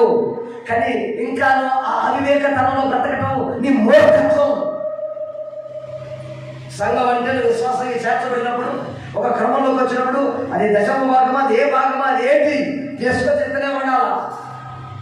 జీతాల వాళ్ళే ఇంకేం వాళ్ళే డైలాగ్ పట్టడం. ఒక ఆయన ఇట్లనే ప్రసంగం విని మారి దేవుని శ్రేణులు నమ్మకంగా బ్రతికి ఆయన అంటే బాగా ఎరుగైన నమ్మకం అలా ఎదుగుతున్న వ్యక్తి వారి ఇద్దరి బంధం పెరిగినాక ఒక 8 సంవత్సరాల గ్యాప్ తర్వాత ఇక్కడ విజయవాడ దగ్గర ఒక సేవ చేస్తున్నాను. పేరు చెప్పండి, పేరు చెప్పినా నాకు కష్టం లేదు. కానీ విజయవాడ దగ్గర సేవ చేస్తుంటే ఒకరోజు అయ్యగారిని రమ్మన్నాడు. అయ్యగారిని రమ్మంటే అయ్యగారు వచ్చాడు. అయ్యగారు మీరు ఎన్ని పనులు పక్క పెట్టుకొని ఈరోజు రావాలని మొత్తంగా వెళ్ళాడు. అయ్యగారు వెళ్ళాడు, ఇంటికి వెళ్ళాడు, ప్రార్థన చేశాడు, సేవ చేస్తామని చెప్పినప్పుడు సంతోషించాడు, దేవునికి మహిమని చెప్పాడు. వాళ్ళిద్దరు రిలీజ్ చేశాడు. అయ్యగారు మీ దగ్గరకు వచ్చిన నాటి నుంచి, మీ విశ్వాసకు మారిన నాటి నుంచి నేటి వరకు ఎలా తెలుసా?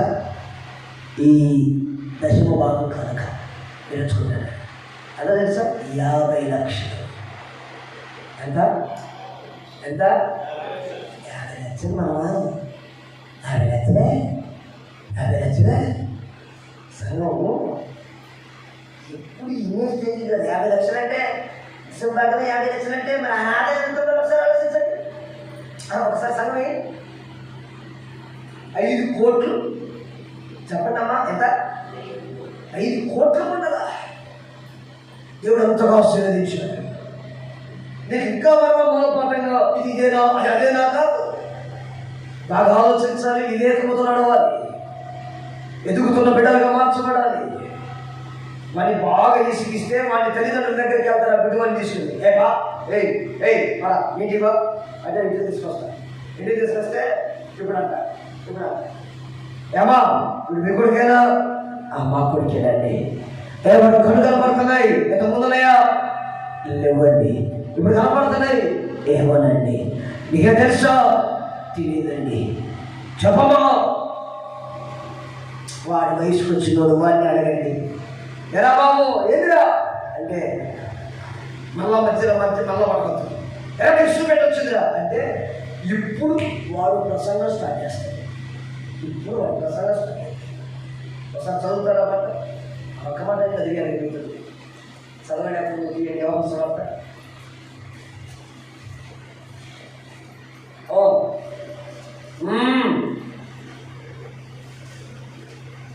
మీరే నాకు చెప్పాలా?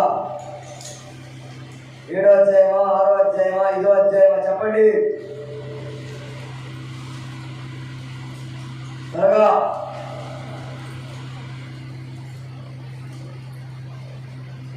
9వ అధ్యాయం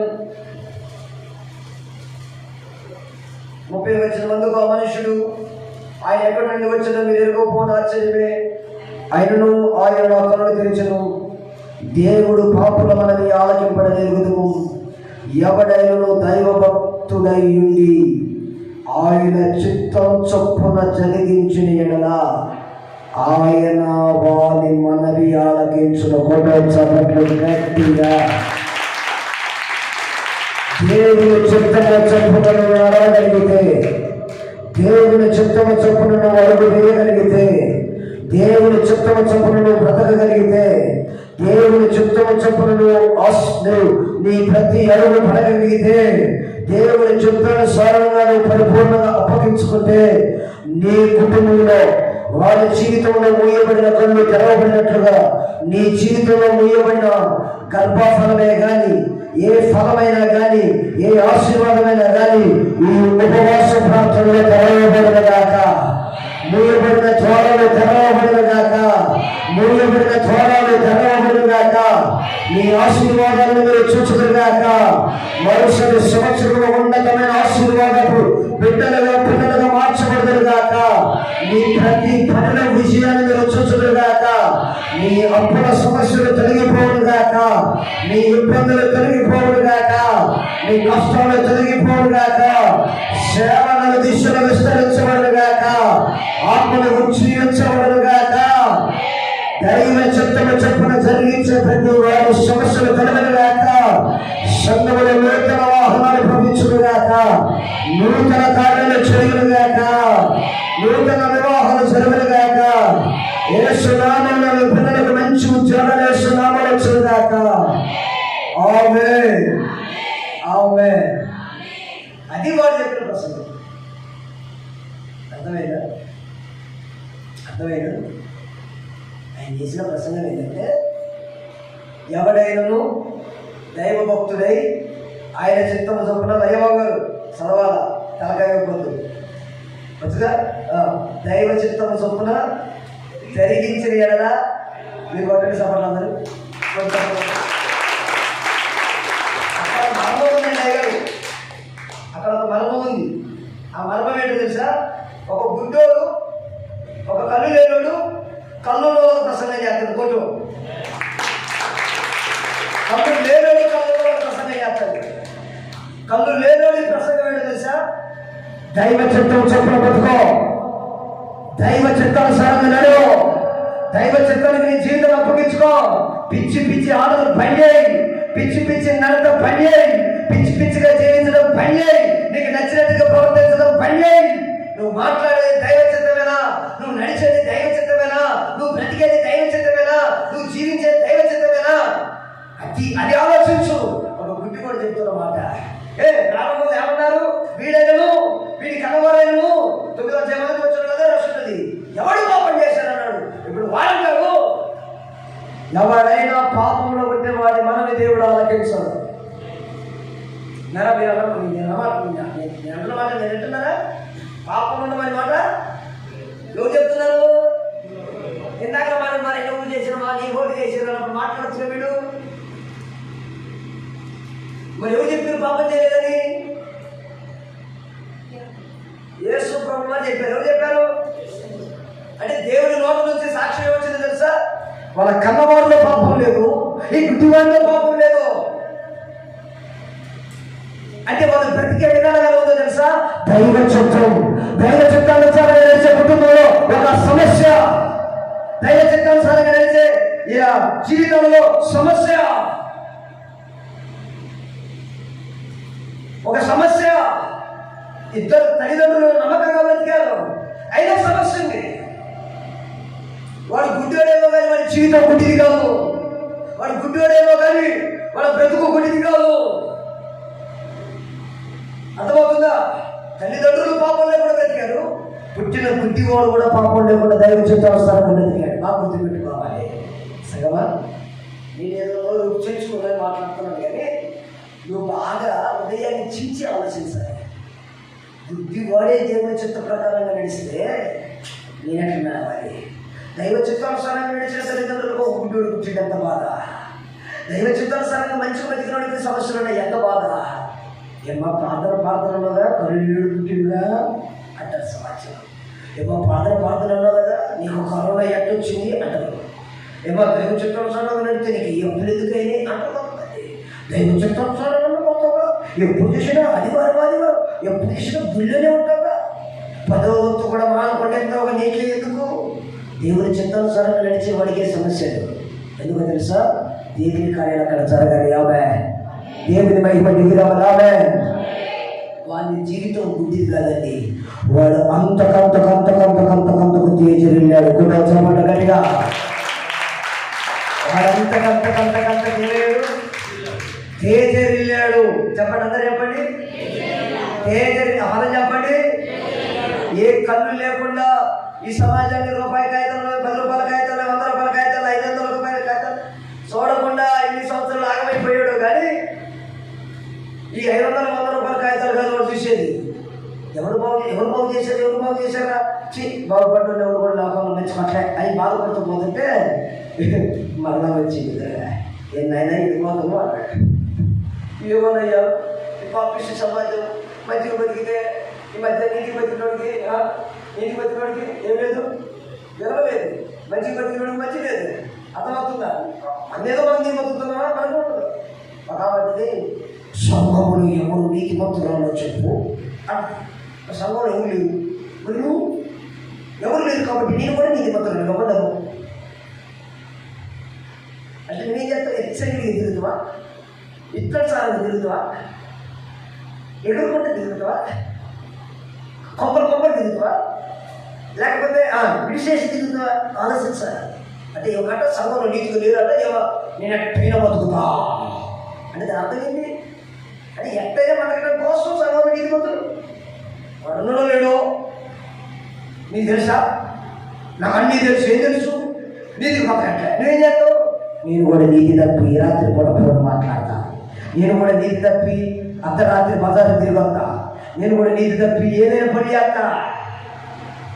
నా అర్థమవుతున్న నా సమస్యలు ఈరోజు సంఘంలో ఎక్కువ నీ వినే విమర్శలు, నా వ్యక్తిగతంగా నా సేవను చూసిన విమర్శలు, నా సేవను నేను చూస్తున్న విమర్శలు, నీ జీవితంలో చూసే విమర్శలు కూడా నువ్వు బాగా గుర్తుపెట్టుకో. ఇది కాదు నీతిగా నీ జీవితం కాదు నువ్వు కావాల్సింది. వాడు నీతిగా ఉన్నాడో లేడో వాడి నీతి గురించి నీకెందుకు? నీకు దేవుడి దగ్గర నుంచి సాక్ష్యం రావాలి. నువ్వు నీతిగా బ్రతికబెట్టలే,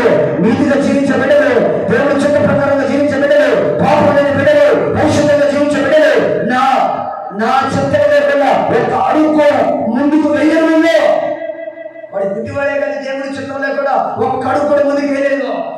నువ్వు దేవుడి చిత్త ప్రకారం నడు, అద్భుతాలు నీ కుటుంబంలో జరుగుతాయి, ఆశ్చర్యకాలు నీ కుటుంబంలో జరుగుతాయి. మగవారు మాట్లాడతారు, గుడ్డివారు చూస్తారు, చెవిటివారు వింటారు. భయంకరమైన అద్భుతాలు నీ కుటుంబంలో జరుగుతుంది కాక. పెళ్లి మీకు అద్భుతాలు దేవుడు చేస్తానండి. చేసేది నేను కాదు, దేవుడు. ఆమె చెప్పు, కడిగి చెప్పు, కడిగి చెప్పు, గట్టిగా చెప్పాలా? ఆమె ఈ మధ్యకాలంలో మా చర్చలు అందరూ వాదనలు చేస్తున్నాము. కొత్త వాదనలు అంటే వారంలో కూడా వాదన తీసుకుంటున్నారు. నేను చెప్పింది తీసుకుంటారు, లేకపోతే వాళ్ళకి పేరు పేరు తీసుకుంటున్నారు. ఏమంటే ఆశీర్వాదమే ఆశీర్వాదం. ఆమె దేనిని తీయ తర్వాత కట్టినప్పుడు బాగా తీసుకుని ఆమె తెలియదంటే అడగండి. ఆమె నాకు అందరు వెళ్ళండి. నా మాటలు ముగించే ముందు ఒక గుడ్డివాడు కళ్ళకు బోధ చేస్తున్నాడు.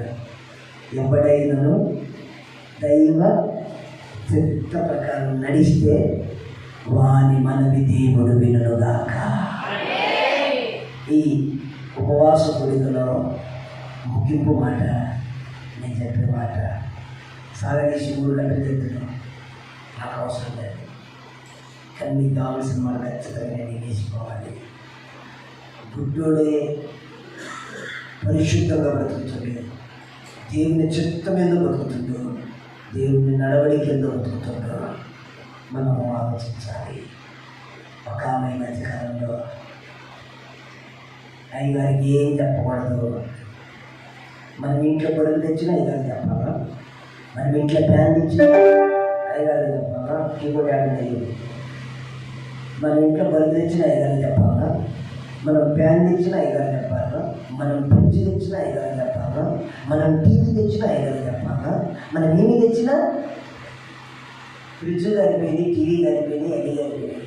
ఈసారి మా అబ్బాయి వెళ్ళేటప్పుడు అయ్యగారినే పట్టకపోండి అంటారు.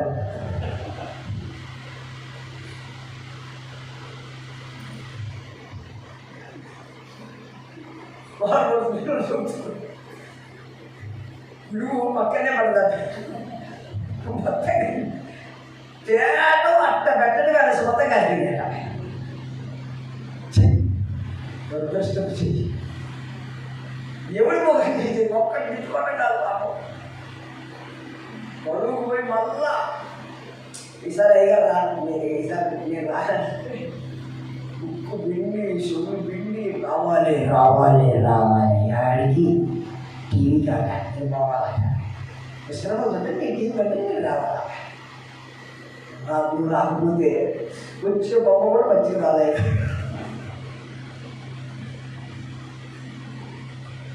చూసారా విశ్వాసం ఎంత తెలియదు కాబట్టి దేవుడు చెప్తాను కూడా మాకు నిజంగా దైవజనుడు లేకపోతే దేవుని చిత్త ప్రకారం అడుగు వేయకపోతే ఆమె ఏం చేసిందంటే మంచి మంచి ఆశీర్వాదం చెబుతూ తోట చేసుకుంది. నేను చెప్పినట్టు నడువని నా మాట నా ఇష్టాన్ని తర్వాత చాలా ఇబ్బంది పడి తర్వాత ఇప్పుడు ఏం చెప్పినా గారు చెప్పినట్టు నడితేనే మనం బతుకుతాం. ఎప్పటికీ 7 లక్షలు అప్పయింది, కట్టలేక సత్తున్నాం. చేయి ప్రార్థన ఎంత చేసినా కానీ అయ్యగారు ఉపవాస ప్రార్థన ఎప్పుడు, అయ్యగారు ఆ గుడికి ఎప్పుడు ఒక మాట చెప్పి నేను ముగిస్తా. విచిత్రం తెలుసా, నాకు చెప్పకుండా ఎన్నో పనులు చేసాడు. సరే అయ్యగారు కదా మనకి ఎందుకు పట్టించుకోం. ఎవరికి తెలియకుండా 2 లక్షలు ఇచ్చారు. ఆ 2 లక్షలు ఇచ్చి నువ్వు రేపిద్దాం మాపిద్దాం రేపిద్దాం మాపిద్దాం అని 2 సంవత్సరాలు చేసాడు. ఆ 10 ఇల్లు మీద విచిత్రం ఏంటంటే ఇది తీసుకున్న వ్యక్తి ఈ ఇచ్చిన వ్యక్తి ఇచ్చిందేమో నా విశ్వాసం, తీసుకునేమో ఇంకొక ఈ తీసుకున్న వ్యక్తి ఈయన కాదు ఇంకొకరికి ఇచ్చింది, ఇంకొకరికి ఇచ్చింది. ఇక్కడ నుంచి ఇంకొకరికి ఈయన మధ్య వ్యక్తి. ఇప్పుడు ఈ ఇచ్చిన ఆయన విశ్వాసం పాపం కష్టంలో ఉండని ఇచ్చింది, ఆయన మెదలాంటి ఇచ్చింది. ఆయన కూడా వాళ్ళకి తెలియదు. అదే చేసినట్టే అసలే అనిపించింది.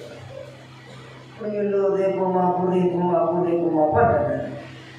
నేనన్నా 3 రోజులు సంవత్సరాలు అయిపోతాయి. ఎప్పుడు ఉపవాస ప్రార్థనలో 3 రోజులు ఉపవాస ప్రార్థనలకు వచ్చేది. 2 రోజులు ఉపవాస ప్రార్థనకి, 3 రోజులు ఉపవాస ప్రార్థనలకు వచ్చేది. 3 రోజులు మన 3 రోజులు 4 రోజులు అయితే మీ 5 గంటలకు 7 రోజులు కానీ 10 గంటలకు 5 రోజులు అదే 3 రోజులు 7 రోజులు మంచిది. అందరూ ఉండాలి. గురువు ఒక పేదవాళ్ళు తినొచ్చేది. అందరూ ఉపవాసం ఉన్నారు, మంచిది. ఇదికెళ్ళావి తిని ఓ ప్రభువా నా ప్రభువా మాకండి ఫస్ట్ టైం ఏమైంది కానీ ప్రాబ్లం ఏంటంటే విచిత్రం ఏంటంటే 3 రోజులు ఉపవాసం అయ్యారు. 3 రోజులు ఉపవాసం చేసినాం కదా అత్తయ్య పైసలు ఏమో అత్తయ్య పోయిపోయినా ఇక వాళ్ళు అత్తయ్య లేకపోతే సంబంధం పోయాలి.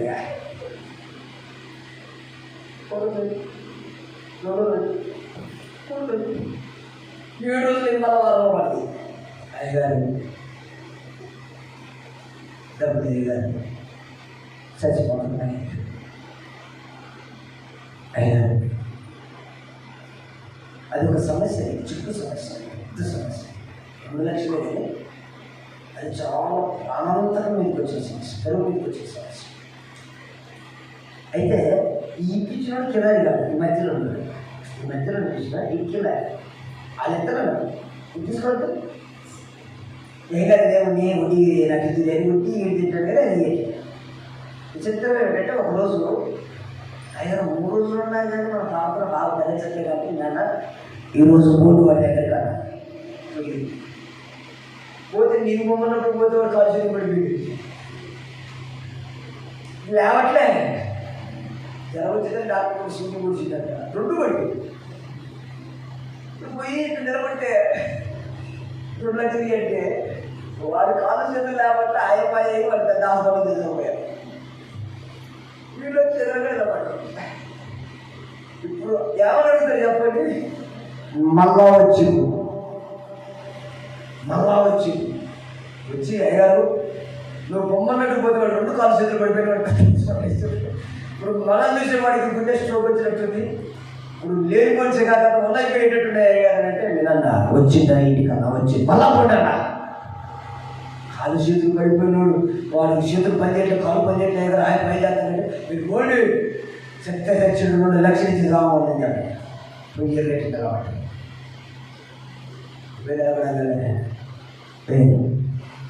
ఆ బీరు వల్ల డబ్బులు నేను చేయి అన్నాడు. పాపం నూరుతుంది చేతులు పెట్టి ఈయననే సాయంత్రం లేచి గట్టిగా అడిగినప్పటి అదే లోయ ఇది లేచి కూర్చున్నట్ట వాడు.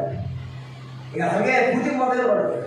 అలాంటిలో ఉపవాస ప్రాంతంలో ఎంత పవర్ అయ్యారు ఎట్టబడ్డాయి కదా. వాళ్ళకి నాకు 2 కిలోమీటర్ల దూరం వాడు ఎట్టబడ్డాయి కదా.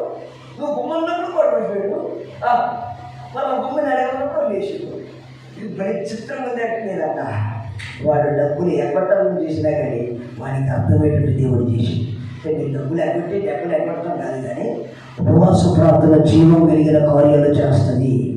ఉపవాస ప్రార్థన బలం కలిగిన కార్యాలు చేస్తుంది. అంటే ఈ ఉపవాస ప్రార్థనలో మీరందరూ నేర్చుకోవాల్సింది ఏంటంటే కార్యాలు జరగడం పక్కకు పెట్టు, నేను దేవుని చిత్త ప్రకారం బ్రతకడం నేర్చుకోవాలి. ఇక్కడ కోటీశ్వరులు నేర్చుకున్నాక, కోట్లను సంపాదించుకునే బిడ్డలు నేర్చుకున్నాక, దేవుడు కొరకు పెట్టి బ్రతికి బిడ్డలు నేర్చుకున్నాక, ఆ బుద్ధి వాళ్ళ నుంచి నేర్చుకోవాల్సిన ఒకే ఒక పాఠం. అందరూ చెప్పండి ఏంటో పాఠం? పరిశుద్ధత. చెప్పాలి ఏదో పాఠం చెప్పాలి. ఏదో పాఠం? బుద్ధి వాళ్ళ తల్లిదండ్రులు పరిశుద్ధంగా బతికారు. అదే మీ జీవితానికి చచ్చిపోయినంత గుర్తుండాలి. గుడ్డివాడు ఎవడు చెప్పకపోయిన బతికిండు. దేవుని చిత్తానుసారంగా ఒక్కరు కూడా తన ఉద్దేశం నుంచి వేయలే. వాడు సమాజానికి నేర్పే పాఠం, ఎవడైనా దేవుని చిత్త ప్రకారం నడిస్తే వాని మనవి దేవుడు వింటాడు. ఇప్పుడు వారికి ఎదురైన యేసు ప్రభుల వారు ఆయనకు తెలియదు. ఎవరా అనుకుంటుంటే ఎది బాబు ఊరి నుంచి వెళ్ళిపోతున్నావు అని అంటే నన్ను ఒక ఆయన బాగు చేశాడు, ఆయన ఎవరో నేను చూడలేదు అంటే ఆయన అంటాడు, నువ్వు చూస్తున్న వ్యక్తి నేనే అంటాడు. వాడు అంటాడు, నా జీవితం ధన్యమైపోయింది, నా బ్రతుకు సార్థకమైపోయింది, యేసును చూసే జీవితం తప్ప ఈ లోకానికి మనిషికి ఇంకేం కావాలి? ఆ ప్రభువును చూసి ఆ ప్రభువును చేరుకునే భాగ్యం కంటే మనిషికి ఇంకేం కావాలి? నువ్వు ఆలోచించుకో. నువ్వు దేవుని చిత్త ప్రకారం నడుస్తుంటే, కంగారు పడమాకు. నీ కుటుంబంలో సమస్యలు ఉన్నాయి, కన్నీటితో మనం కంగారు పడమాకు. అది దేవుడు తన నామ మహిమార్థం నిమిత్తమైన దగ్గర తీసుకొచ్చాడు.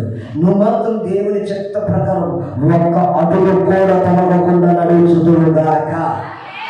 అలా నడవాలి. ఎలా నడవాలి? ఒక్కొక్క అడుగు ఎట్లా నడవాలి? దైవ చిత్తం. మొట్టమొదటి మాట చెప్పండి.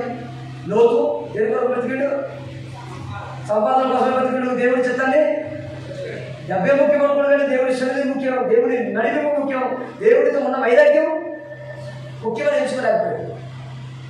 దేవుడి యొక్క గుణగణాలను అర్థం చేసుకోలేకపోయాడు. చుట్టూ సమాజం ప్రకృతి కొన్ని ఎలా చేస్తుందో మనం గుర్తించాలి. అమ్మో, లోకం ఎలా కనపడుతుంది, మనం దేవుడి సన్నిధిలో గడపాలి అని గుర్తు చేసుకోవాలి. ఇంకా చిత్రం ఏంటంటే మీ ఆస్తిపాస్తులు దేవుడి ముందు రాసిచ్చేయండి, ఇచ్చేయండి, తప్పేలేదు. దేవుడు మిమ్మల్ని దీవించుకున్నాడు కావే, దేవుడు మిమ్మల్ని సమృద్ధిగా దీవించుకున్నాక. ఒక 3 తాళ్ళు ఉన్నాయి కన్నా ముసలి మా ప్రాంతం కొత్తది సీఎం మహోత్సవం రండి, ఫిబ్రవరిలో జరుగుతుంది. 3 తాళ్ళు ఉన్నాయి. 3 తాళ్ళు. ఈ 3 తాళ్ళు ఏం చేసిందంటే, ఎందుకమ్మా ముసలామ్మను అక్కడక్కడ తిరుగుతాయి, ఏదో ఒక చర్చి నుండి ఆ 3 తాళ్ళు చర్చి తింటే 5 లక్షలు 7 లక్షలు అవుతాయి. ఆ ఆయన చర్చిలో ఒక రూమ్ కట్టి నేను అక్కడించి 5 సచ్చి రాకని చూసుకుంటాను. నేను అన్నది నెత్తాను. అవంటది నాకు తెలుసుకుంది. అది నాకు దేవుడు ఎప్పుడు చెప్పిండు, నీకున్న ఆస్తి నీకున్నంతా నాకు ఇచ్చే, నిన్ను మైండ్లో చేసుకుంటే అవన్నట్టు వేసుకోతో నాకు నువ్వు కావాలి, కానీ నాకు నీ రాజ్యం వద్దందంట.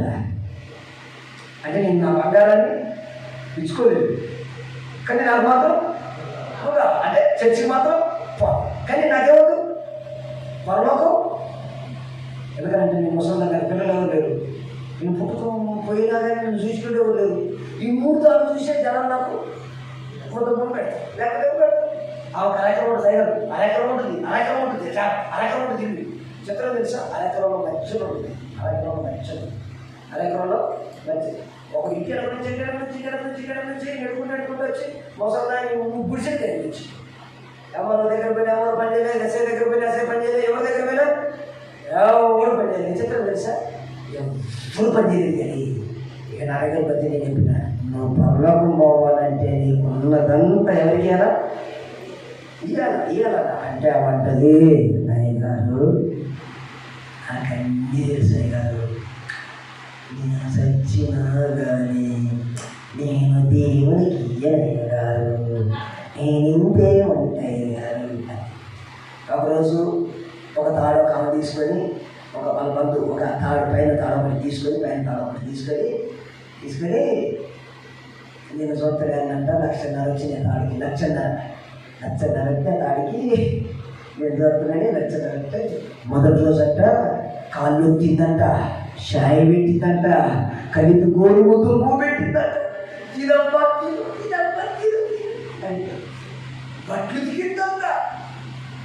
రామోతంటే నా బిడ్డ ఆలోచించుకుంటున్నావు తల్లి, ఈ 2 కూడా నీకేదమ్మా అని మనసులో పెట్టుకుందాం. అల్లే మనసులో పెట్టుకుంది కల్లే, ఈ 2 కూడా నీకేదమ్మా ఈ మనసులో పెట్టుకుంది అల్లే. మరి ఆ రాస్తే నాకు తెలియదు. నేను ఏ చర్చికి ముందే తీయాలని చెప్పిన. నా చర్చి కాదా, చర్చికి కానీ ఒక చర్చికి పోతా, చర్చికి విశ్వాసాలు కానీ సీఎం సంవత్సరాలు వస్తుందా. అప్పుడు వచ్చినప్పుడు అప్పుడప్పుడు ప్రార్థన చేసుకోవడానికి కర్ర పట్టుకుని నడుతుంది. బండి కూడా ఎక్కదు, ఎందుకంటే ఆ 3 తాళ్ళు పోతాయి. బండి కూడా ఎక్కదు. ఎవరైనా దేశంపై 2 గుద్దులు గుద్ది 3 తాళ్ళు ఒకసారి ఏడాది చెప్తుందని ఏ బండి ఎక్కదు, నడుచుకుంటే పోతుంది. బస్సు అయితే ఎక్కుతుంది కానీ ఏది ఎక్కదు. సభల రోజులు కూడా లైట్ బండి ఎంతగా ఒక లైట్ ఉంచాలి, ఒక లైట్ ఉంచాలి. ఎందుకు లైట్ ఉంచాలి? అది పని అది కట్టాయి ఉంచు. అదే పైన 3 ఉన్నాయి పోయి కట్టాయి కదండి. ఏ బాధ లైట్ ఉంచాలి. అర్థమైంది? మంచిగా చాయ్ ఇచ్చింది, మంచిగా నీళ్ళు ఇచ్చింది.